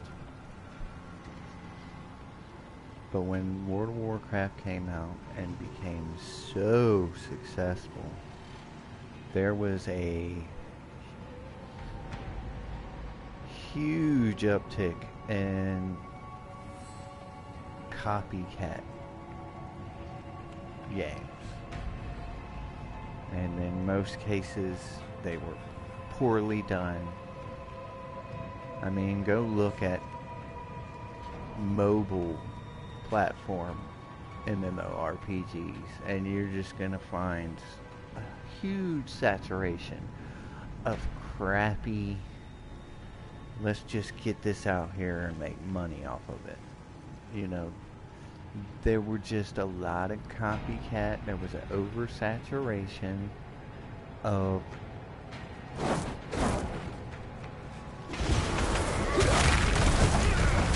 poorly done MMORPGs that kind of milked the format dry.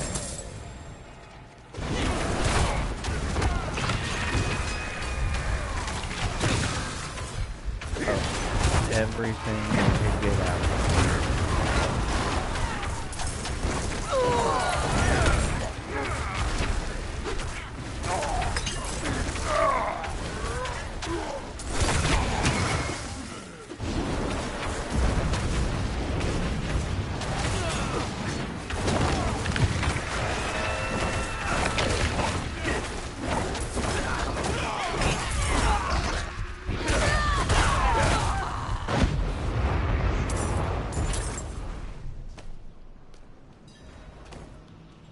And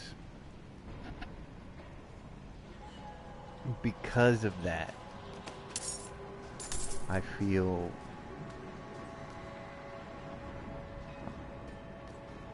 again, they milked the genre dry, and at the same time, all of these MMORPGs that aren't bringing anything new to the table, they're just purely there to capitalize on the success of World of Warcraft, kind of burn out the audience.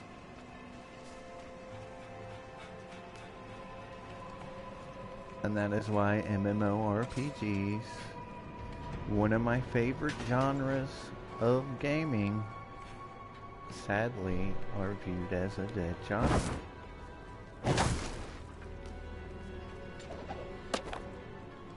We received the order. Our company has been called away on a mission for the light. I know that, like the others who have been called to serve, we will not return.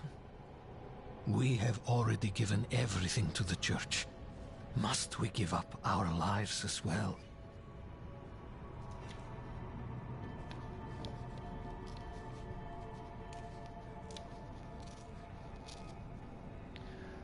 I wouldn't say that MMORPGs are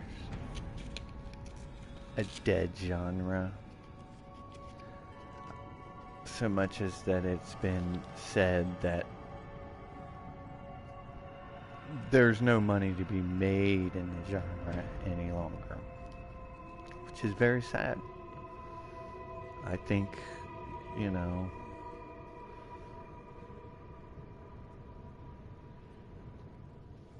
if you could find a brave production company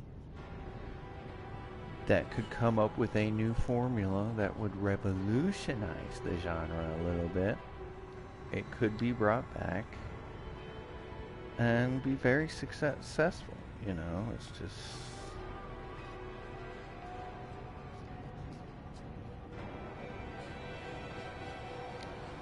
the problem is the success of World of Warcraft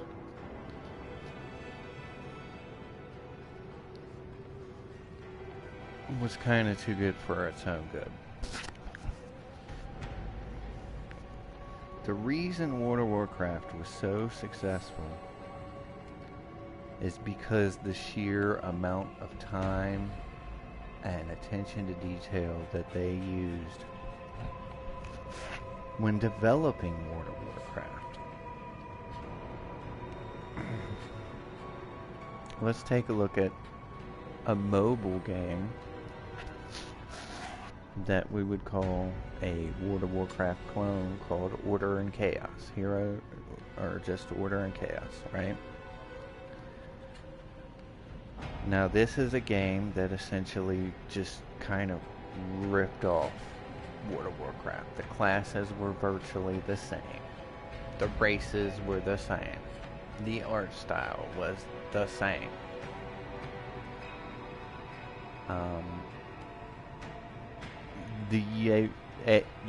The user interface was the same.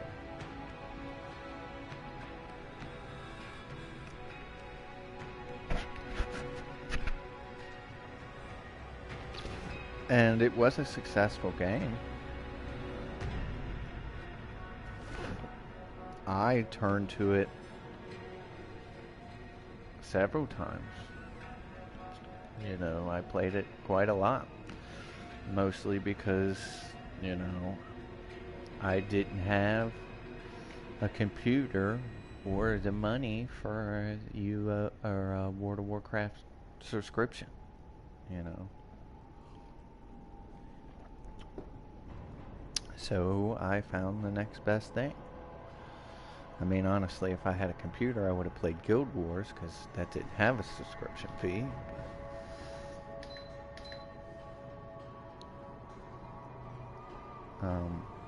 But like I said, I didn't have a computer. I just had a phone.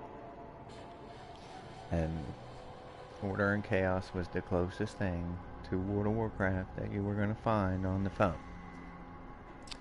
The problem with Order and Chaos is when you really dig in deep to the zones and the story and da-da-da-da-da, it was a very shallow experience. It was very shallow in story. It was very shallow in zone design.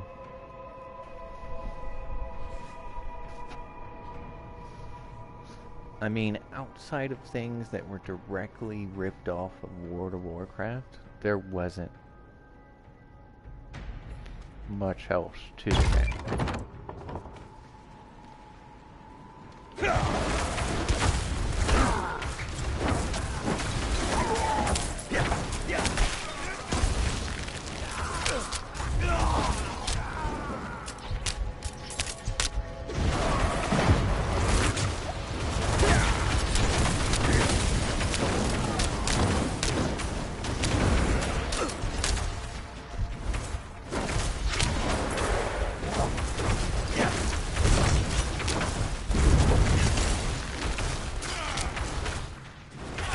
Why won't he heal?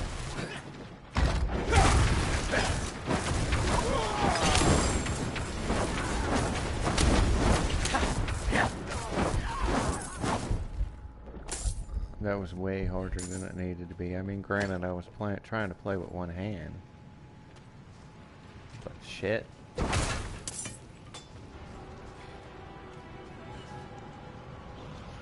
starting to notice some of these guys, I'm letting them get close to me. And they must have stuns or something. Because I'll be pushing buttons and my character's not. He's just kind of standing there not doing it. And I don't think that it's lag like sometimes it has been. I think they're hitting it like...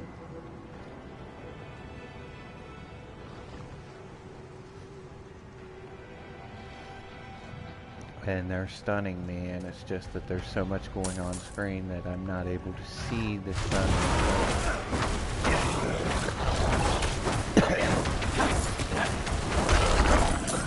But yeah, for me...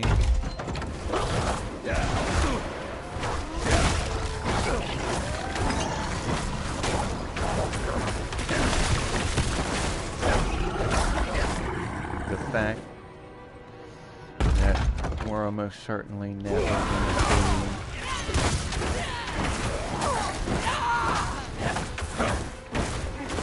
see a world of Diablo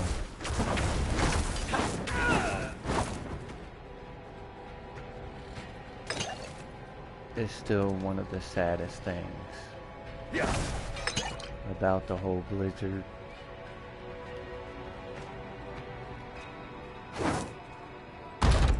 universe. Why would it put it out there?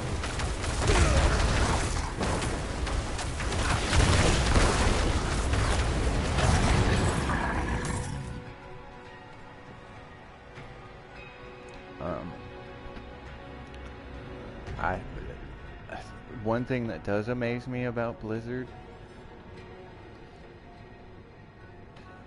World of Warcraft is now 20 years old. And I believe it's still going strong, maybe not. I mean, they actually went to... I believe you can play it on a mobile device now. And they actually did to where up to level 20, you don't have to pay the subscription fee. So that tells me maybe their player count and subscription count went low to a point where they had to change some things to try and entice people to come back to the game. But at this point, the graphics are 20 years old. The gameplay is 20 years old.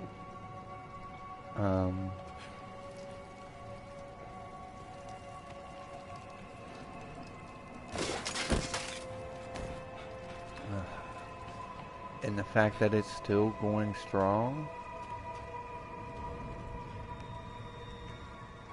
even though I can kind of feel that its days are numbered.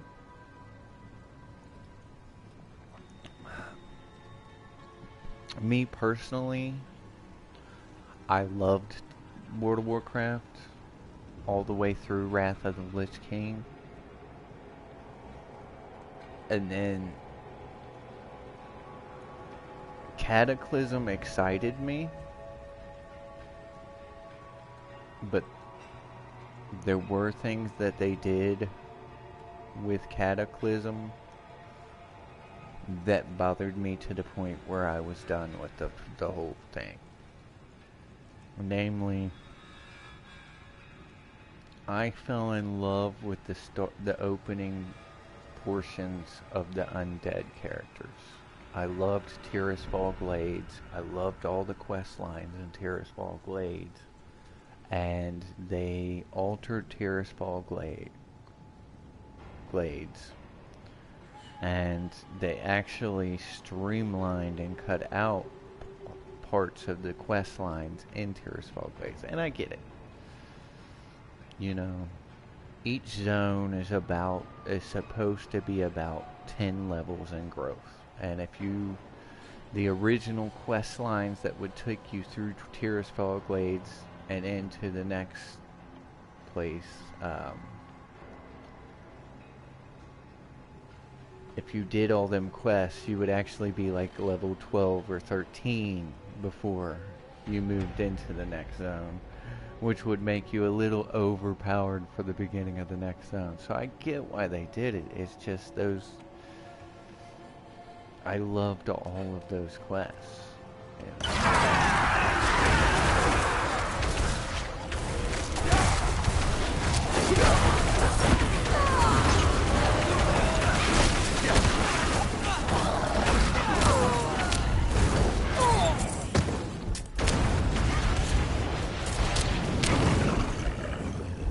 I'm not ready yet.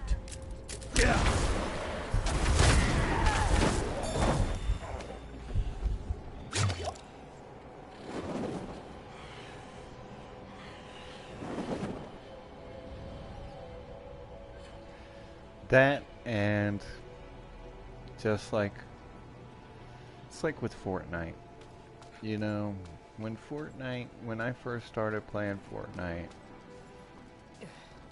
it was at the end of Season 2, and I loved it. I mean, oh, this is so awesome.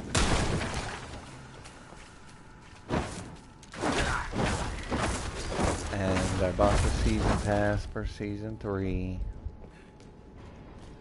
Let myself build back up my health.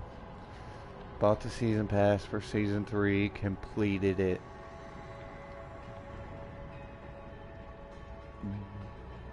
By the time Season 4 rolled around,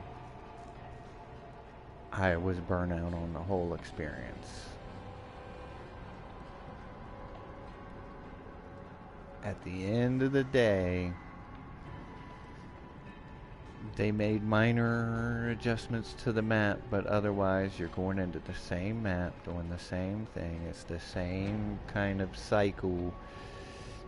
It's the same thing over and over again.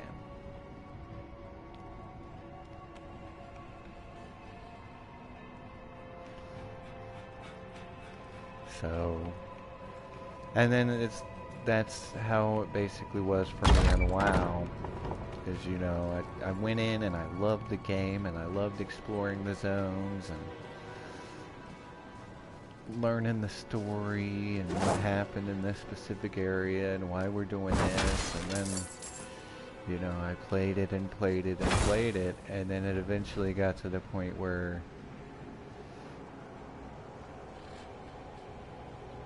I started seeing it for what it was, you know. Every zone was basically the same, maybe different decorations, but the enemies are the same. They're just a different color and a different level. You know what I mean? The quests are the same. The stories are the same.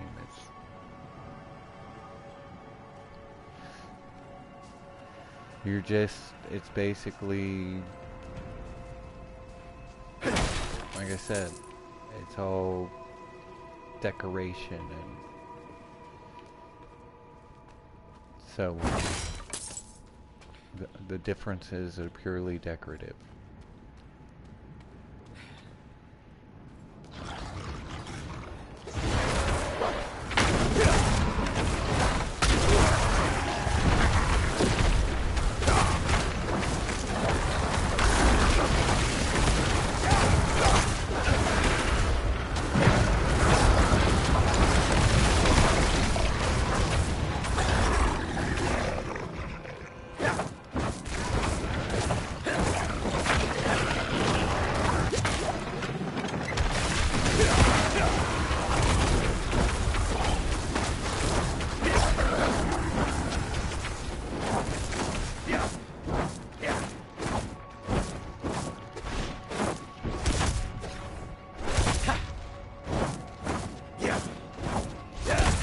Do is just keep spamming these buttons, because I've learned when it lags like this and you don't,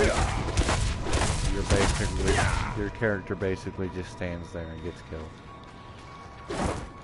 And this is something that I knew from Diablo 2, but earlier when I died, I did that. think that there was actually anybody around.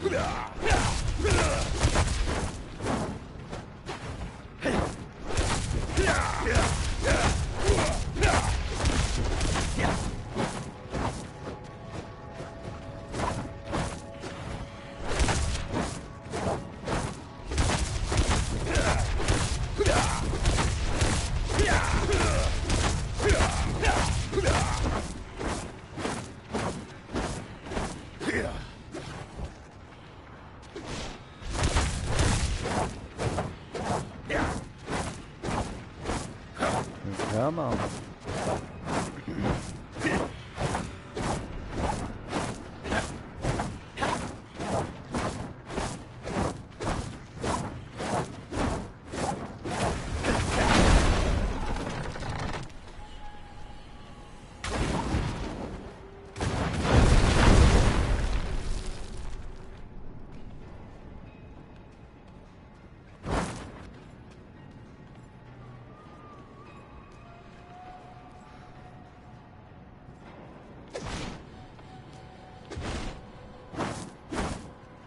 Again? I mean, what's going on here, guys?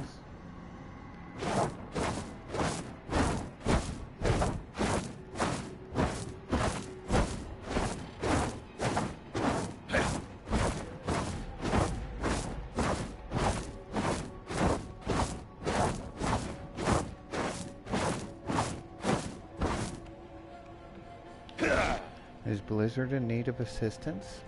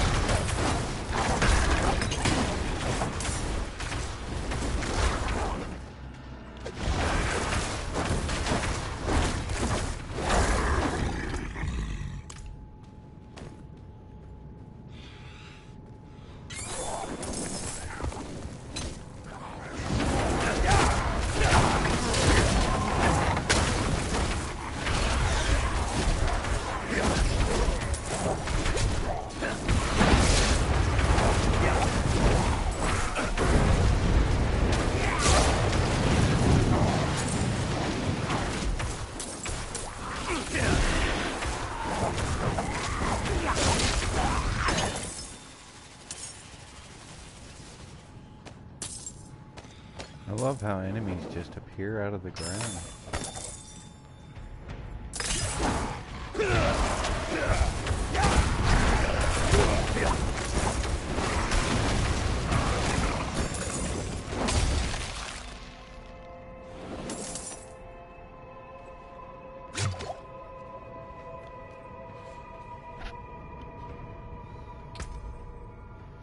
Let's see.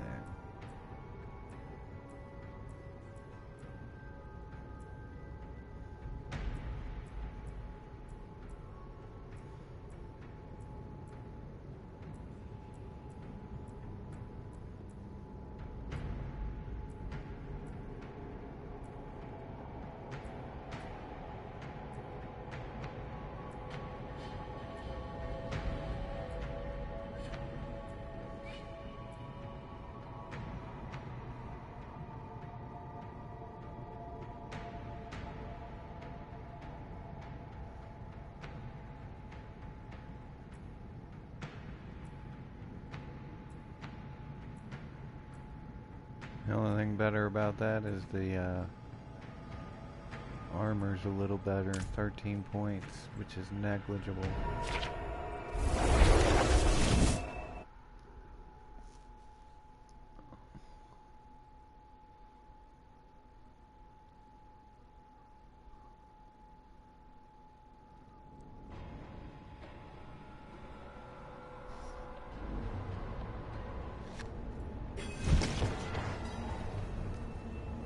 Why would I want to skip the campaign?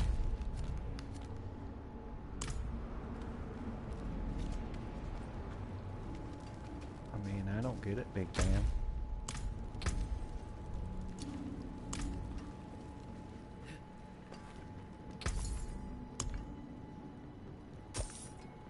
Good deal. Father bless.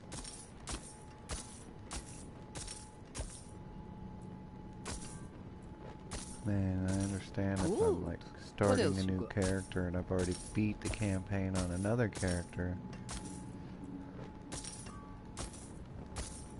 I'll take it. But then what am I doing? You know what I mean? Like, am I just running around doing like seasonal stuff and...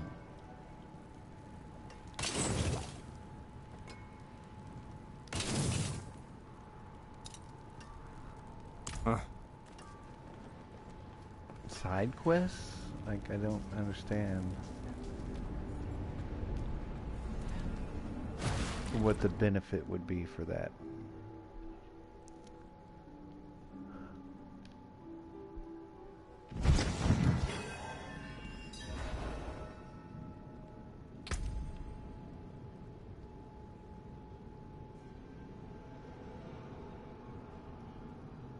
I don't think that's like a powdered wig. I think it's just kind of like a wool hat.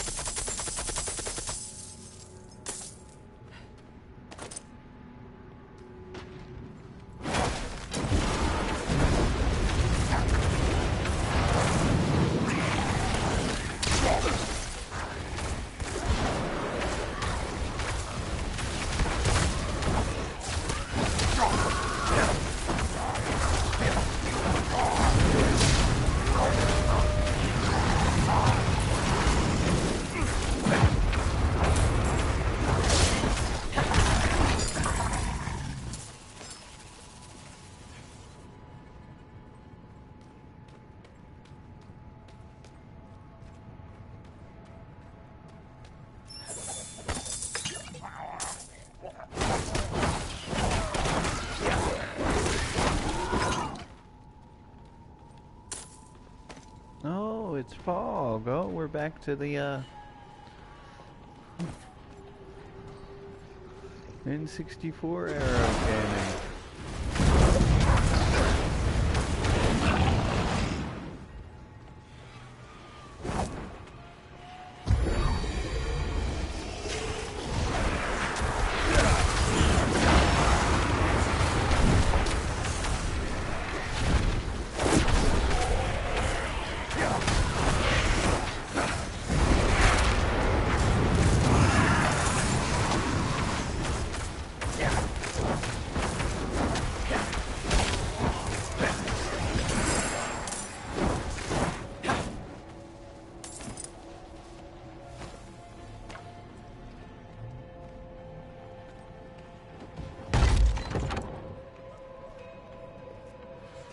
I didn't know I couldn't do that.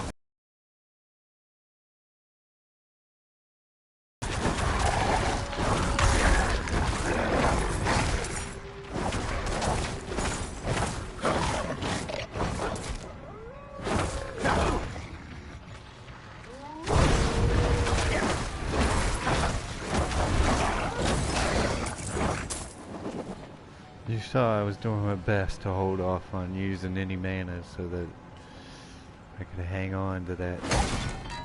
But they just kept coming, so it was like, yeah.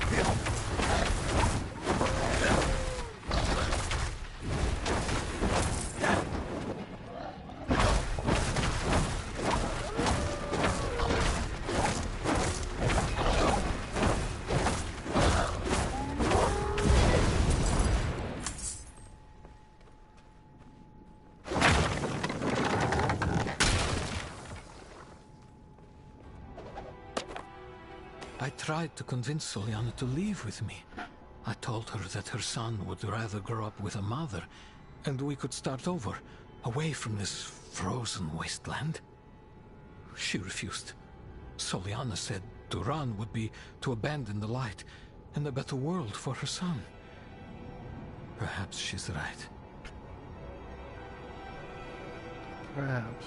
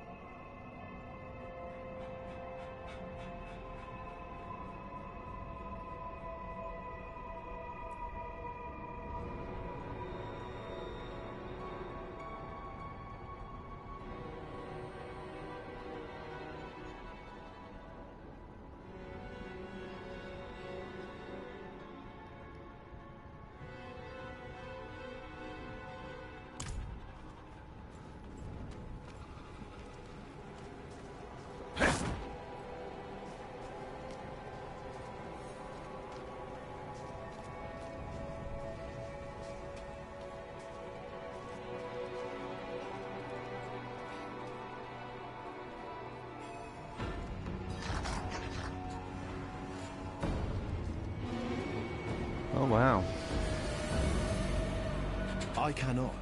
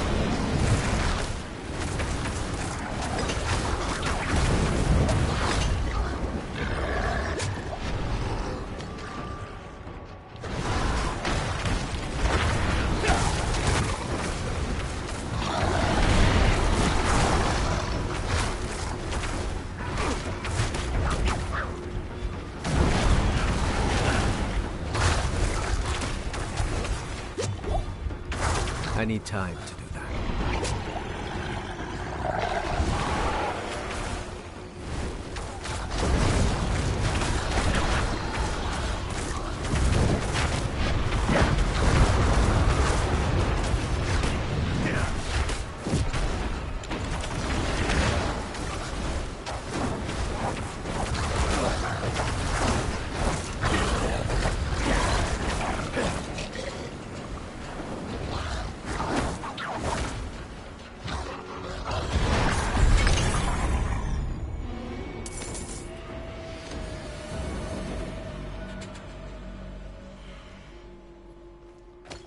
All that for a blue item.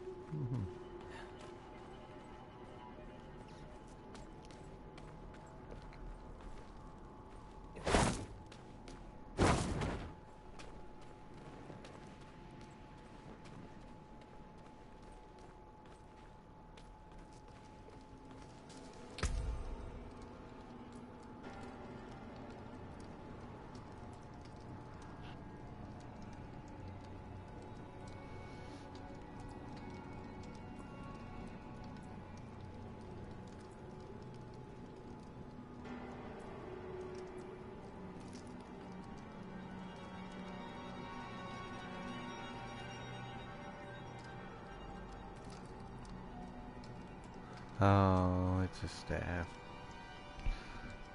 Like, that looks way stronger. Why isn't it showing as a green damage indicator? A green increase in damage. And it's because my two combined things in each hand equal exactly that. So...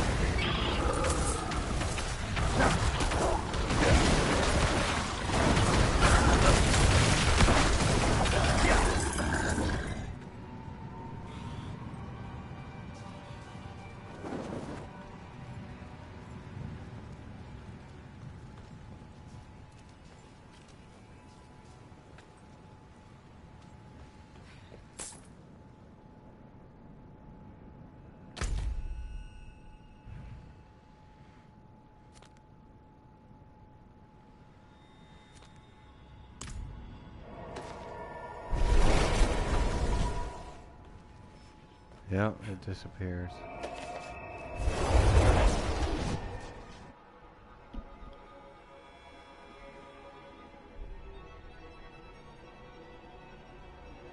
But it doesn't seem like you need to do that anymore because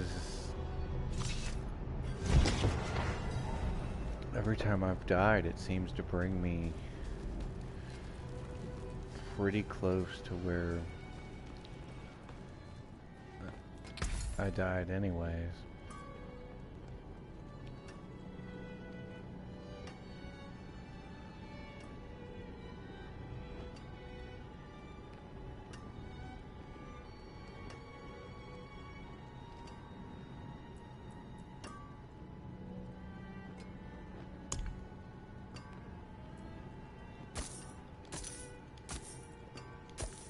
I'll take it.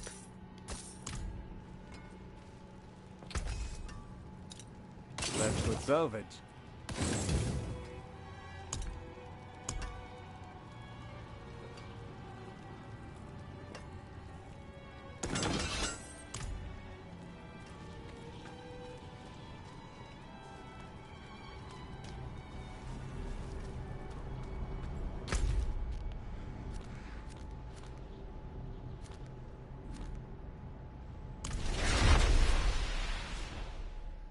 Let's go.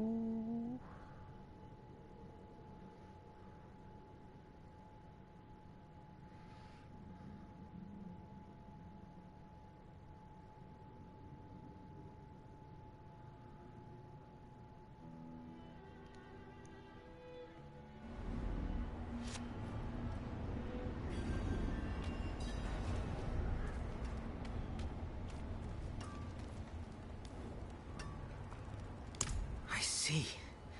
So my mother was a knight penitent. Would she have made the same choice if she saw what the world has become? Thank you for bringing this to me.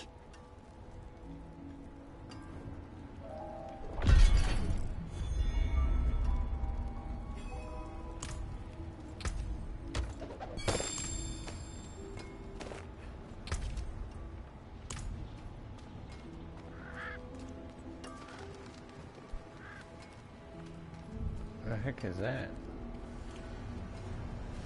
Oh, it brings my town portal wherever I'm at.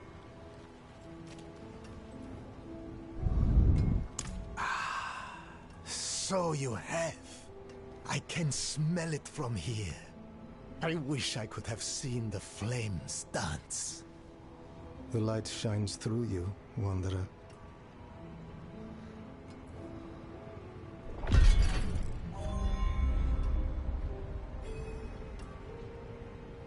Yeah, this guy, he's just a pyromaniac. He just likes burning stuff.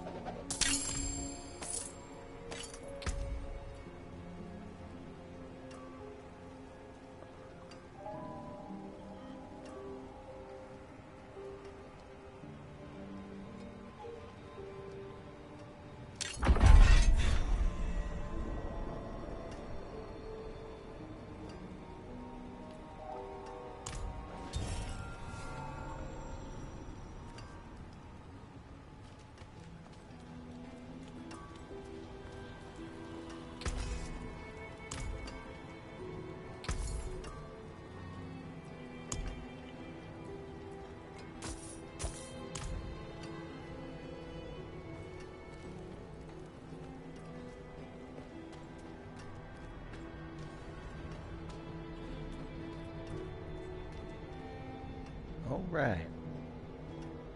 Not while I'm in town.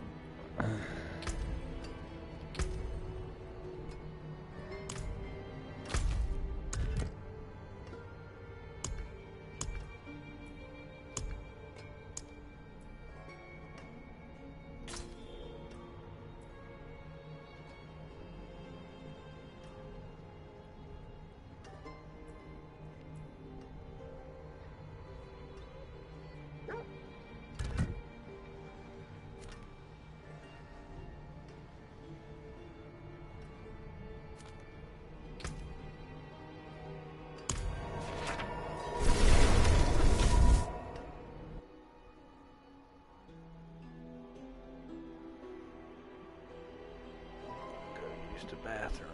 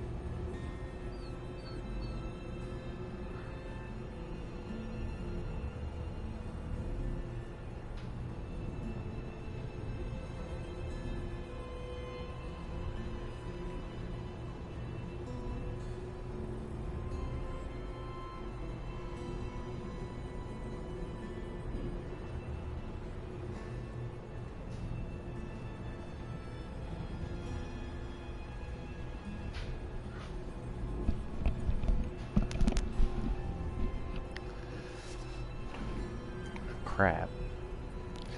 2 more of them. Is there like a set amount of side quests, or would they just keep randomly generating?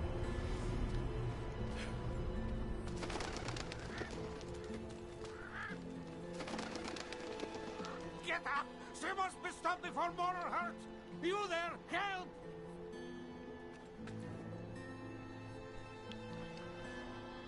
A mad woman with an axe. She massacred my knights like they were children. Her face was pained, as if she could not stop herself. The axe, it seemed to feed on the blood. Someone must separate her from that accursed axe. The town militia won't stand a chance.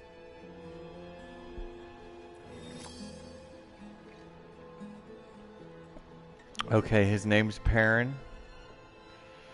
And the quest is about an axe. Wheel of Time reference? They served as both protectors and as observers I trusted with my work.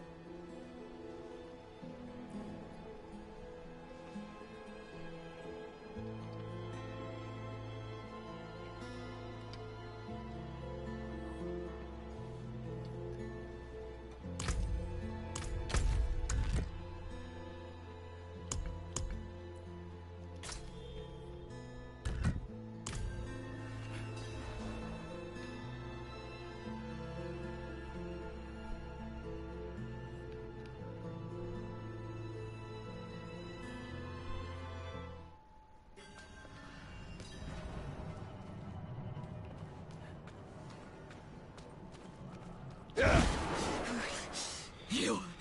Anyone but you! Stay back!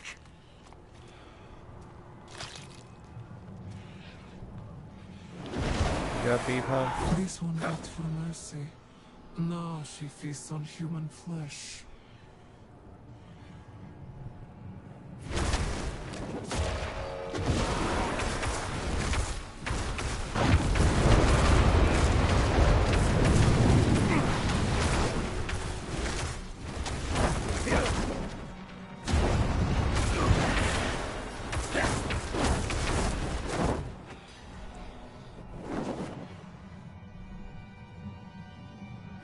Is it done?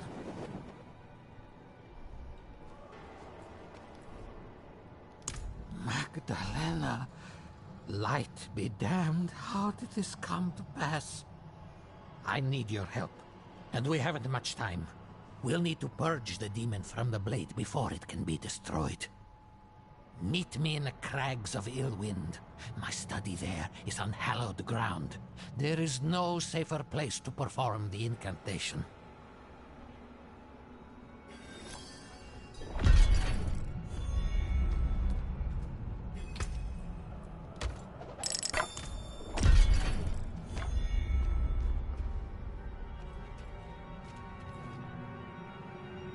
A woodsman's axe. I thought it dangerous, sure, but possessed by a fiend, never would I have guessed. There is little knowledge concerning such a blasphemous artifact. I'll need to visit my study to gather my thoughts. Oh, so this is kind of a quest chain, because that's the axe that I got for him. I remember saying something about his similarities in his name, even though it's spelled very different to Perrin from Wheel of Time.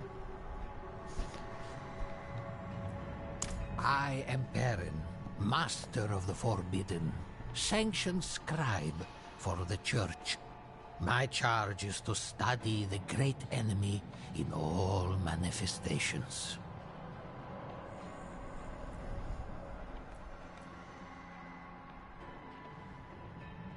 Magdalena has been in my employ for years.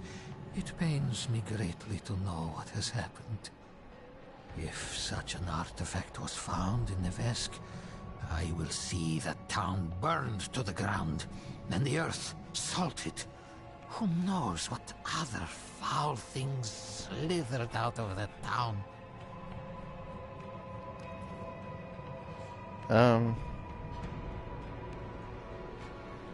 I mean, everybody that was there is gone, dead. There's like 2 people there. So you would basically just be robbing them of shelter, and they didn't do anything wrong.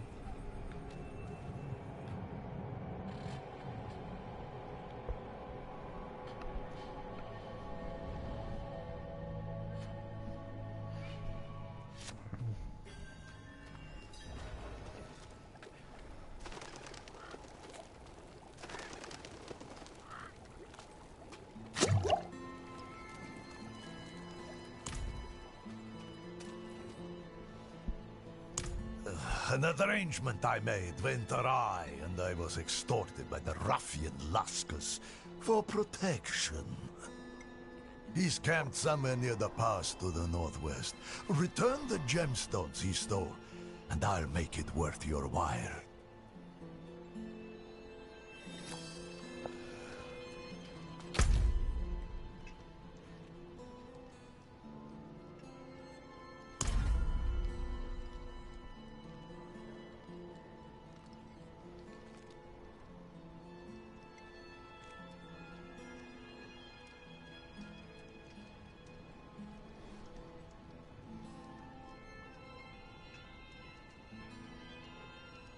Oh, 15 of 38.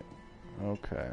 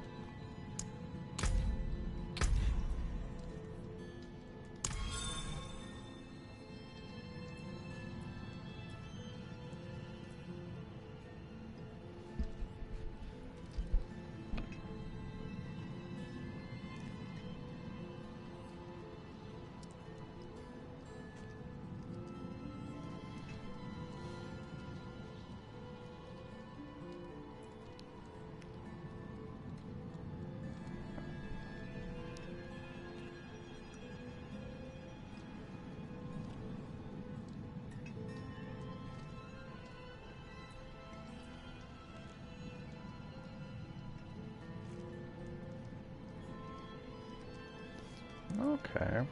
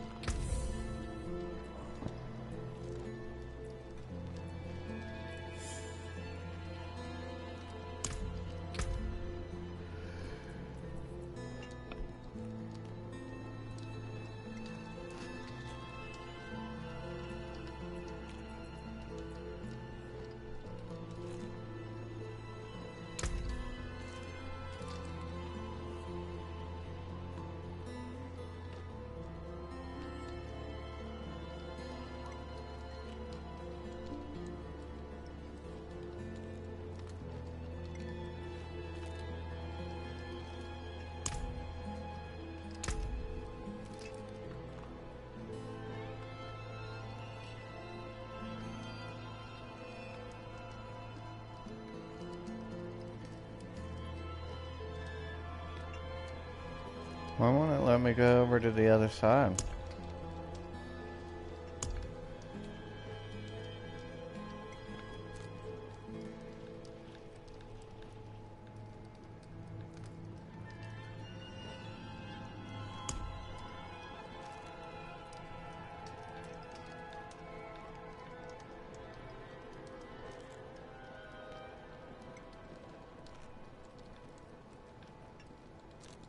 Like it'll let me go over to this side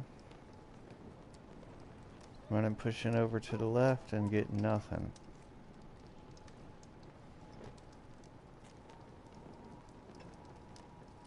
That's there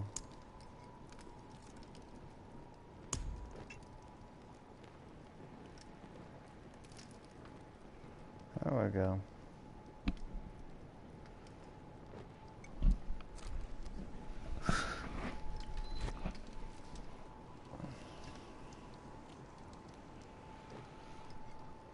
Blur.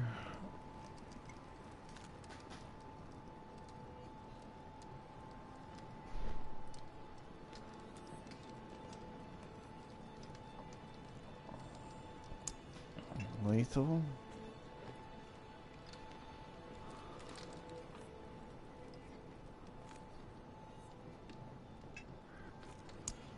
Adventurer.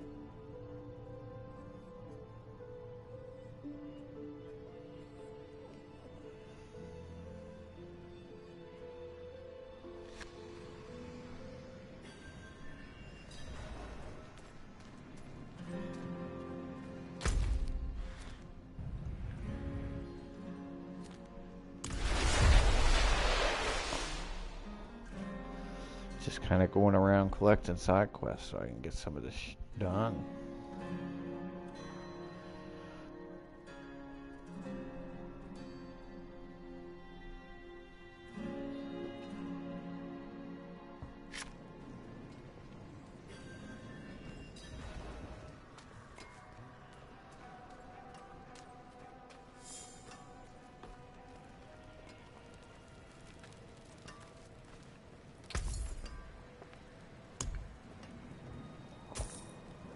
Safe journey.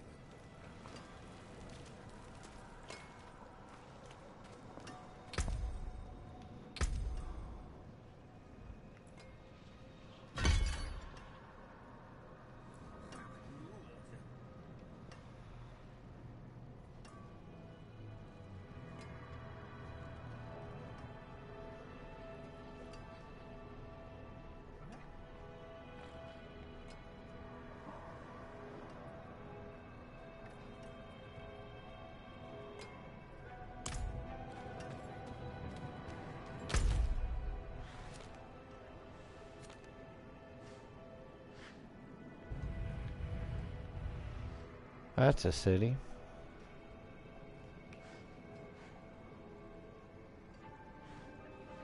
And that's a huge zone right there.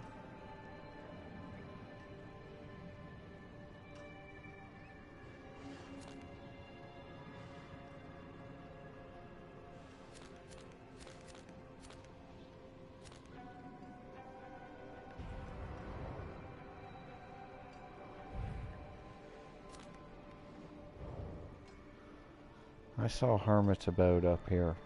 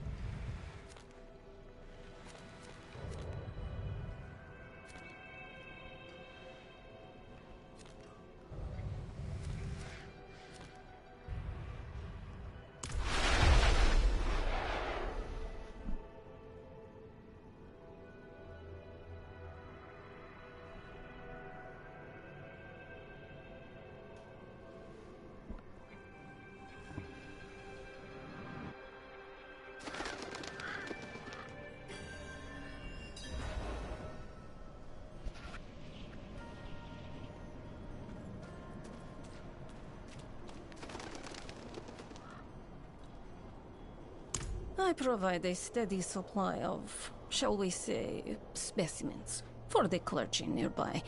However, their desire for knowledge has become more dangerous to satisfy. I require a host of intact ghoul hearts from the surrounding area. There's something special about the ravenous dead nearby. They can reanimate with only a few drops of blood. I'd venture out and retrieve these myself, but I'm more accustomed to dealing with the fully dead. Your discretion is appreciated, of course, and you will be rewarded.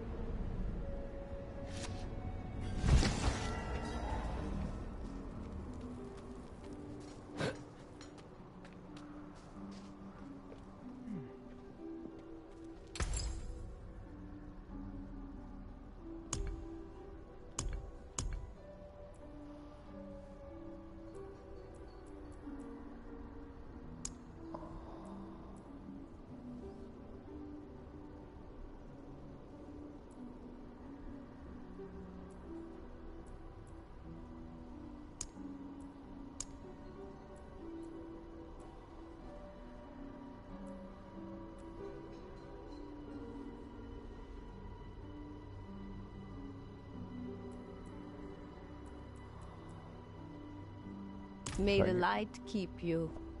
I'm guessing it's better to hang on to him and not do that yet.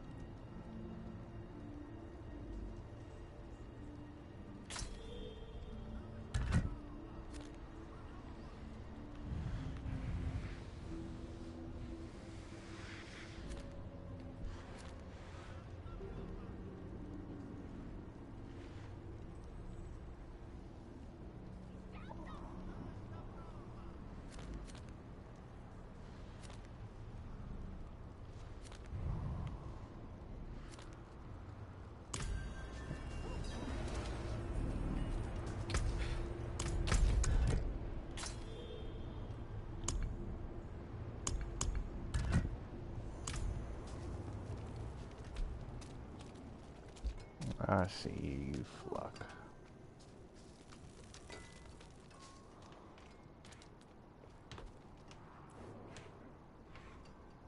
You have good timing, friend. Kvera here is convinced her husband is possessed by a demon. He is. Been disappearing all hours, coming home with bloody hands. He says he does not remember, but he was scaring me. So I tied him up in the cellar until I could get help. And help you shall have. Come, show us where he is.